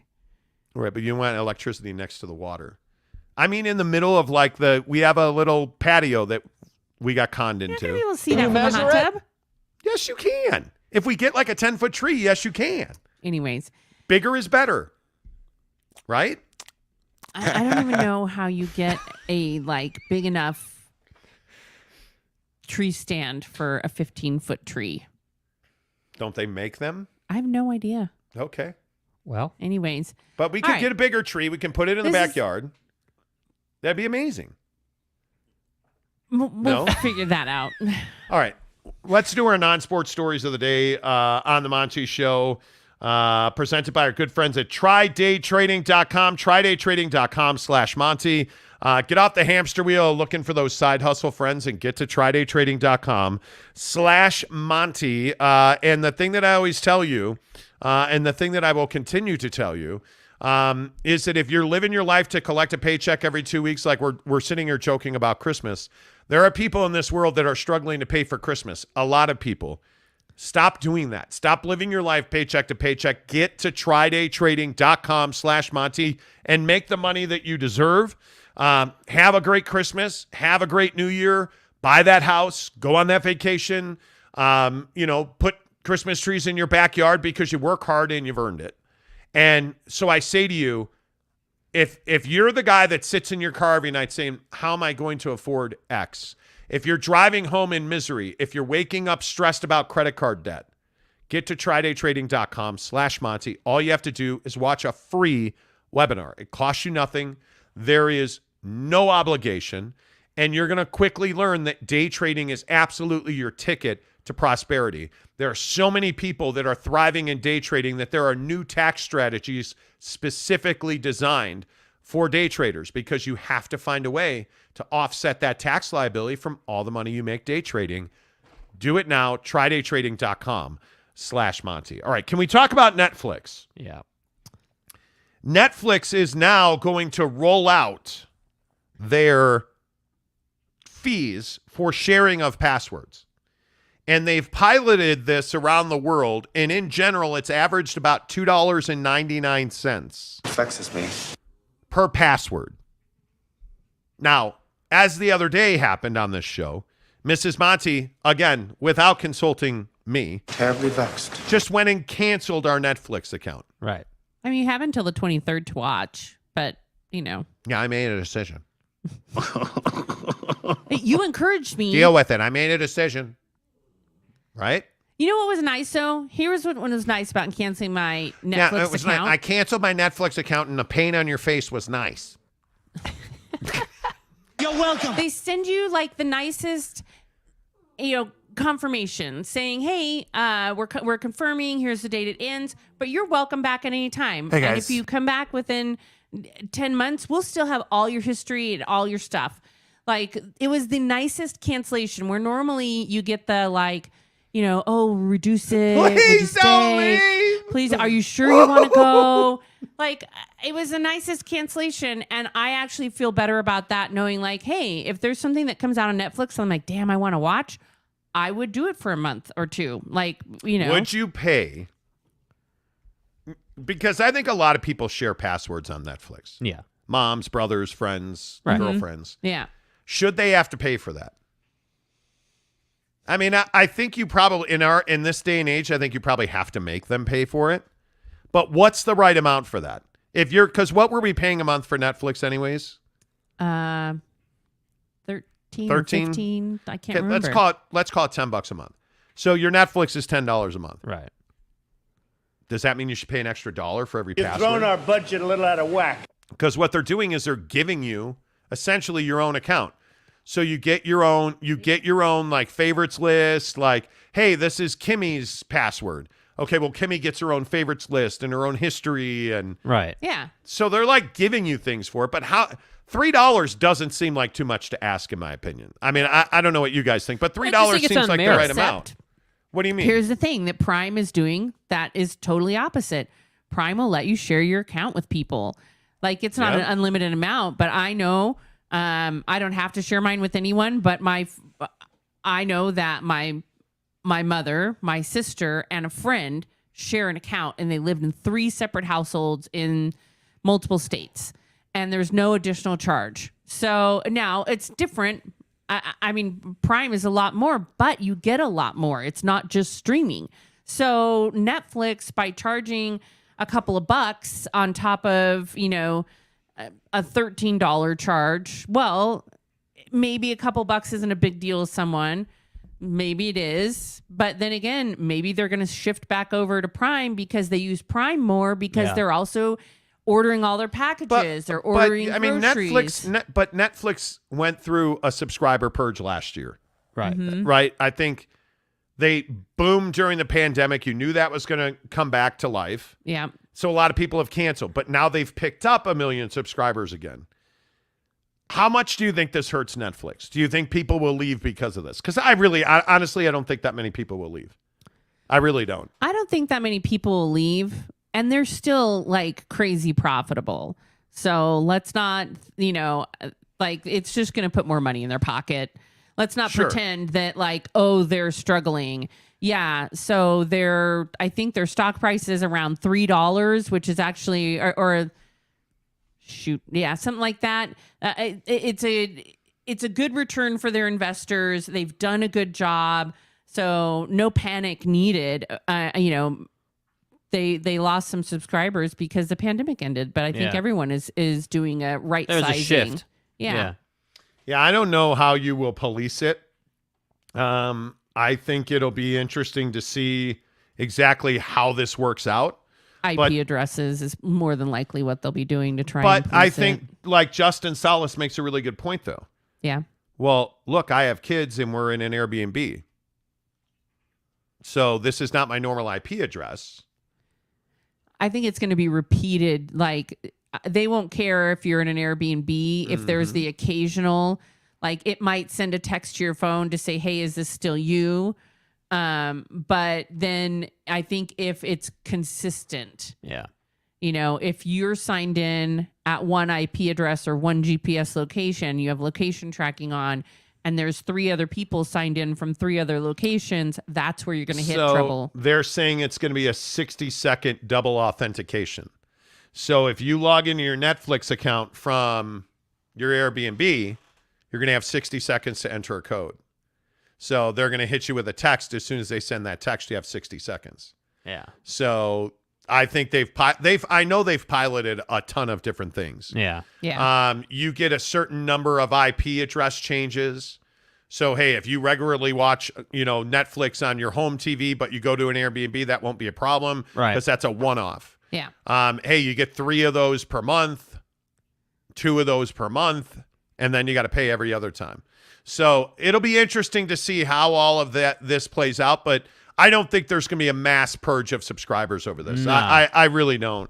And I think it's all about how much that costs. Jeremy Bolton says, as mayor, I hereby declare that every household in Montytown is required to have a real Christmas tree in their house. Failure to oblige is a fine of receiving RSL season tickets. Well, some people would be excited about that. NY Monty fan says, well, then I would listen because Bolton would light you up. Well, there's that. See what he says. He's going to light you up. Like Christmas tree with the lights. Yeah. Tom Basilis said, won't wash dishes, won't put 6 to 7 foot trees in the living room. What did you see in this guy, Mrs. Monty? Don't even think about messing with me. Ask her that all the time. Deuce says, canceled by Netflix account. I don't even use it enough for it to be worth it. Hulu next. There's a lot of that too. That's the thing. If you really want to watch something, buy it for a month, watch it, and be done. I have friends who are not they are not cash strapped. They're just money frugal, and they love watching on Apple TV, Ted Lasso. Love it. When the season drops, They pay for Apple TV, they watch it, and then they cancel their subscription. Yeah. Like, you can be smart about it. You don't have to. They set it up to auto-renew because they know that most people won't stop it. But if you're smart about it, you can stop it. Yeah, I guess. I don't know. I think it's interesting. Rhett Williams says Netflix is going to lose all their subs if they crack down on that. Yeah, maybe. I don't think they will. Teddy says, I canceled my Netflix about a month ago. Don't have time for it, and I think Prime is just better. I don't have time to sit and watch TV either. Yeah. So I just decided, hey, you know what? It's finally time. Yeah. Joshua says they are on the last season of Stranger Things and Umbrella Academy. I think they'll be in trouble in a year or two. They'll always have. They're always going to have new content. Yeah, they always. will. Well, this is part of the reason they're rolling this out, though, because of the cost of production to create the content. Yeah. I just think people don't have the time and space anymore to sit around and watch Netflix. And by the way, with an economy that is sputtering, I think people are more focused on building business. And I maintain, if you have the means, I would absolutely be looking at building your own business, because that's how you get through thing. The issue is in the economy anyway, that who be calling me at this hour, man? Spam. I don't think it is spam. It just says wireless caller. Yeah. So I'm going to say this, though. The economy is not actually sputtering. Companies are making more money than they have ever made. The economy in our country is not sputtering. Yeah. The issue, like, look at what's going on in the UK. Did you guys? I mean, their flipping prime minister lasted 4 days or 45 days. Yeah. Truss or whatever her name is. Truss. Yeah. And now she's out. Yep. Like, the issue is globally. I think this thing in Russia is a big deal. I mean, you look at the way that the Russia-Ukraine thing and, you know, the Saudis controlling oil, like the global economy is a struggle right now. Mm-hmm. And I think that's what we're dealing with. Like, I don't think the American economy is struggling. It's not. We're having the issues we're having because of global impact. Yeah. So people don't have time to sit around anymore nearly as much. Like, I can tell you right now, since we started this thing at Maverick Center, we're gone almost all day long. Yeah. It's crazy to me how long we are gone. Like, it is, you just don't have, you just don't feel like it. Yeah. NY Monty fan says Saudi stooge. Seriously. Yeah. Tanner Plummer says Netflix will always have Cobra Kai. Right. Cobra Kai is super duper popular. Yeah. Is Cobra Kai good though? I've never watched it. Yeah. I have never watched it. There's some people who love it, just love it. But there's all kinds of shows on there that are good, really good shows, but we just don't have time. And I think a lot of people also figured out, like, I don't know, but for us, I think the pandemic reinforced how much we really want to be out snowboarding. We really want to be active. We bought a Jeep so we can off-road. We're doing stuff. And we're also trying to create a business. We just don't have time. Don't have time to watch honest TV. to God, we really don't. And I think even if you look at DirecTV, like, I just think our entertainment options have changed. Yeah. And with the exception of the Jazz, who seemingly will never change, everybody else is available by phone. Like, DirecTV, I was looking at it last night because I wanted to lay in bed and watch a game while I was preparing for the show. And you can do DirecTV mobile only now. But you can stream on DirecTV. That's it. Like, I mean, there's too many options out there to sit around and pay money that you don't need to. Yeah. It's just, it's seriously. crazy to me. Yeah. Connor Tulin says we have over $100 billion a month trade deficit with the rest of the world. Also, we have negative GDP growth in the last half of the year with 8% inflation, not a struggling economy. But I think there's a lot of global impact in that. Like, if you look at like, the Saudis are the perfect example of this. There is no reason for the Saudis and OPEC to be cutting production. Demand is not down. And they are simply doing it to regulate and drive up the price of oil. Yep. Because they know that people have to pay it. Making money. They know that people have to pay it. And if you look at the bigger issue is, like, our relationship with China is a huge problem. You look at what the impact on the European economy is with Russian oil. Like, you look at all of the things going on around the world. And this story yesterday about how Putin wanted to do a nuclear test and his generals ignored him. Think about that. Vladimir Putin wanted to test his nuclear capability, and the people around him ignored him.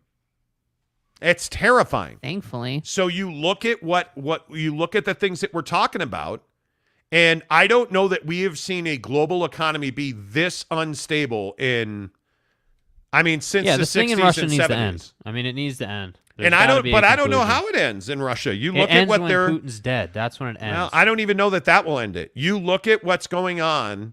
You look at the Russia-Ukraine conflict now. Now we're getting into a different type of warfare.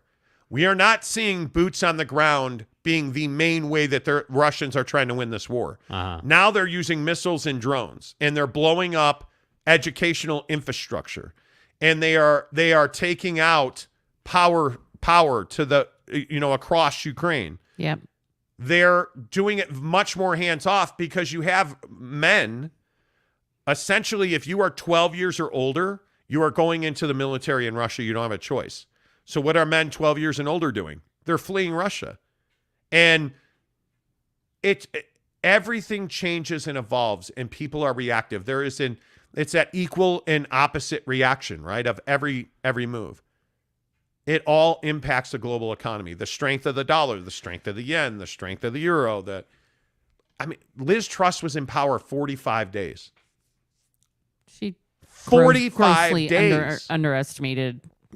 That's incredible to me that a world power like Great Britain elected somebody that was in power 45 days and then quit. Yeah.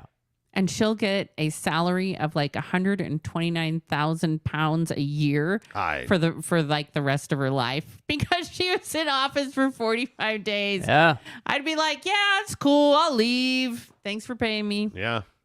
Yep. Connor says people living paycheck to paycheck are struggling more than ever. More than ever. Yep. And I know it's crazy, but this is why we talk about this on a daily basis. Go and do something. When you think about what those words you just said are, people are living paycheck to paycheck. What does that mean? You are relying on somebody else to be a good business operator, to pay your bills. And I'm telling you, if I could put it in everybody's brain, I would. Figure out how to work for yourself. Figure out how to make money for yourself. Figure out how to stop relying on the payroll cycle to live your life. You're never going to prosper doing that. And I'm telling you, the corporations are fine. They are fine. They are up 70% in profits. It's you who is suffering. I hate to say that, but everyone thinks that we're in a bad economy. Amazon is not losing money. Companies are not losing money. You know what they don't want to do? They don't want to tell their shareholders that it costs more. Publicly traded becomes a problem because then they're required to answer to shareholders who want more and more and more and more, right? And that hurts you. Yes, it does. They are still making $30 billion a year. They are fine. Yeah, but this goes back to what I've always said. Like a paycheck is the drug they give you to forget about your dreams, man. And I just, I look at Eric C.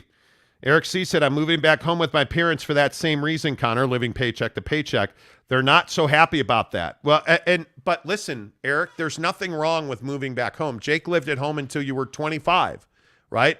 And what did I always used to say to you? Stay at home as long as you can stay home. But if you're going to stay home, you better be home for a reason. Eric, there's nothing wrong with moving home. It's not embarrassing. It's not humiliating. You're going to live in your mom's basement. There better be production happening. There better be, hey, I'm living paycheck to paycheck. I'm not going to pay rent or mortgage, but I'm going to take that money and I'm going to put it into building an Amazon store, or I'm going to put it into opening a taco stand. Yeah. Or you better be building, because I'm telling you, you can't continue to do the things that we've always done because the world is not the world we've always lived in. Yep. It's not. And there's too many. There's nothing wrong. And this is a really important point. We've got to stop oppressing people for driving Grubhub. We've got to stop judging people for driving Uber. There are ways to make money, but sometimes I think we don't facilitate people's grind. We don't care, and we have to care. You cannot, in this day and age, live paycheck to paycheck. Facts. You're going to be homeless. You are going to be sick without health insurance. It's just the facts of the case. If you're going to live that lifestyle, I'm telling you, you are asking for trouble. You're asking for trouble because it's only a matter of time. And we talk about this all the time. The person that you marry is a business decision as much as it is an emotional decision. If you're going to marry somebody that is not entrepreneurial minded, if you're going to marry somebody that's, man, I just want to kick out, I want to give birth to an infield and be a parent the rest of my life, I'm not here for that. Because in 2022 and 2023, that's not the way to thrive. Yeah. With all due respect, it's not, we don't need 5 more kids in the world. You want to have 2 kids? Hey, I'm all down with that. And I'm telling you, your wife is your business partner. She is your lover. She is your best friend. She is your soulmate. She's your fucking business partner. And if you don't have the perspective that every decision you make in life is a business decision, and if you're not doing that, Mrs. Monty and I talk about this stuff all the time. We had a major business discussion last night. We talk about it all the time. If you are not married to your business partner, you're doing it wrong, in my opinion. I don't know how else to say it. And I understand that sounds awfully judgmental, but man, I am telling you now, Eric, do not be embarrassed that you are moving home. But damn, bro, do something about that, right? Like, Eric, I think you're in San Diego, if memory serves me right? It is impossible for 20-somethings to thrive in San Diego. Yeah. If you are single, look at what you're dealing with taxes. Yeah. Jake is paying over $1,000 to the IRS. Mm-hmm. And why is that? He's single. He rents an apartment. He doesn't own property. We just started a business this year. You can't continue to live your life this way. Yeah. You can't. And if you are making bad choices, and I actually want to say Eric C., I could be wrong, has a really good girlfriend because she's messaged me. We've talked about him. But Eric, don't be hesitant for a second to live at home. If you're moving back home, it probably means your parents are supportive, would be my guess. I don't know. But if your parents were hellacious and it was terrible and oppressive, my guess is you probably wouldn't be moving back home. Yeah. If you're moving back home and your parents are supportive, and we always try to be supportive with Jake, and you couldn't wait to get out, and I totally understand that, but there's nothing wrong with that. And we have to be supportive. We have to support each other, grow together, learn together, exchange ideas. Instead of saying, oh, look at that chump Eric, he moved back into his mom's basement, what a dick. We need to be saying, hey, dude, that's awesome. I know that's got to be tough for you, man. I'm sure that you're not looking to, fertilize the fields of life in your mom's basement. You'd rather be doing that in the couch in your own house, right? But hey, man, it's cool. What are we going to do? Hey, what are you passionate about? What are you thinking about? What's your business idea here? What's your money idea here? Hey, let's exchange ideas. Let's, as friends, get a circle together and come up with a business and share ideas and say, hey, yes, that's a great idea, but have you thought about this? Or yes, do that. Yeah. Because use the time. And if your friends aren't encouraging you to take on something new or push yourself or do what you need, if you've got friends who are like, oh, cool, you live in your mom's basement now, just come over and hang out. You don't have to do, no way. You need friends who are going to help push you. Yes. And I get that group of friends together and figure it out. Talk through it because they'll help you think through the things you're not thinking about and you can become more successful. I think I grew up in Southern California. I knew living there, I would never be able to buy a home. I did not want to be house poor. So we both knew when we were there that we weren't going to be able to buy a home in California. It wasn't until we moved to Utah, which I get it. Our prices are just goofy and terrible now, but at least it's better than California. I still have nieces that live there. And I'm like, dude, I don't know how you do it, man. I don't know how you do it. How are you going to be able to buy a home? You're going to have to wait for somebody to die to inherit. Yeah. And you're going to rent until that point. I have aunts and uncles who are still renting that they literally probably will not be able to buy until their mother passes. And she's well in her 90s and doing all right. So have How long are you going to wait? Yeah. How long are you going to wait? I mean, the reality in California right now is you have to inherit something. It's no. We were just. Yeah, the reality in California is you shouldn't live in California unless you're able to inherit something. We were talking to a monster business person yesterday, like a huge business person yesterday, about life in California. And this woman said to us, hey, I had to leave California to realize what California was doing to me. And once you get out of California, you quickly realize that. I don't know. I would love to put together a mastermind. It's something that we should be doing. I mean, we very much, especially through the pandemic, we insulated ourselves. And I think we have to get back out. We have to get back out as people trying to live our lives. We have to get back out and start living again. Jake Gordon says, I'm a businessman making business decisions. That's right. That's right. CKS says, times have changed. It was unthinkable in my era to still be in my mom's basement at 20 years old. Yeah, me too. I was out of my house at 17 and a half, essentially. Yeah, and that was back when houses were $200,000. Yeah. So, yeah. Justin Salas says, my problem is I don't know what to do with my money. I have a home and I'm turning it into a rental, but other than that, I'm just working my 9 to 5. Hey, man, you got to figure out what you're passionate about, which is not easy to do. What do you like to do in your free time, bro? Yeah, it's not easy to do. I mean, it is, yeah. It's tough, man. Greg Hawkins, what's up? Teddy Wayman says, being single and trying to buy a house right now is hard. And it's not hard, Teddy. It's impossible. Yeah. It's impossible, Boyd Lake says, I'm over 50 and I'm still a student. I have been in and out of school my whole life. I'm on my second career. I'm currently looking at a master's program in my field. I will always be a student. Well, you're never too old to learn. I can say that. The Blind Swordsman DS, when I just moved out of my parents' house, I knew I would never come back home. But I agree, tearing someone down because their living situation is dumb. Yeah, and you have to, as parents, we have to be mentors. We can't be judgmental. Again, something I say to Jake all the time. If I can't say it to you, who's going to say it to you? If I can't tell you, hey, your breath stinks, who's going to say that? If I can't say, hey, your fly's open, who's going to say that? If I can't say to you, hey, you're doing this wrong, she's not the right one for you, this job's not the right one for you, hey, don't buy that car. Or if I can say, hey, man, that's a great idea. Like Jake said to me, I don't want to go to college anymore. I want to go snowboard. So what did we do? We figured it out. I said, okay, but you're not going to work. If you're not going to go to college, you need to be career-minded, and we need to start moving you on to something, right? And I think that's what you have to do. Just because you don't agree with it doesn't mean it's wrong. Yeah. It doesn't mean it's wrong. I just think you have to, you have to do that. Yeah. 100%. It's terrifying to me. It's terrifying to me how many kids are out there by themselves because they can't talk to their parents. Man, that's terrifying to me. Yeah. Your generation had luxuries our generation doesn't have. Oh. Like a ton. I think I really pride myself on trying to be a mentor, and not just a hammer. And I can be a hammer.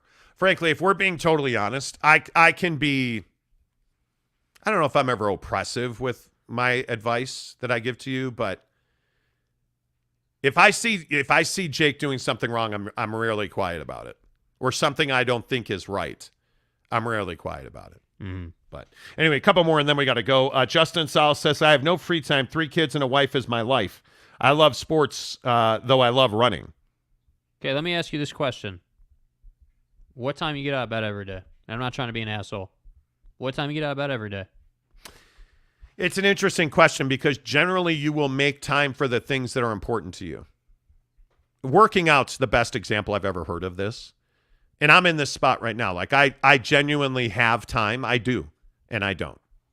I have time to go to the gym, and I still don't do it. Because I'll say to myself, well, I hate working out at night. Like right now, I'm in this place where from January through Hawaii, really, until I hurt my knee playing basketball, we were working out 7 daes a week. Which is too much. I worked out every day, and I loved it. I love going to the gym. But now I'm in this growth mindset in my business. I haven't worked out since September 25th was the last day I went to the gym. I looked on my fitness app this morning in the gym. Or this morning in the bathroom, I looked at my fitness app. I'm like, I'm so pissed about it.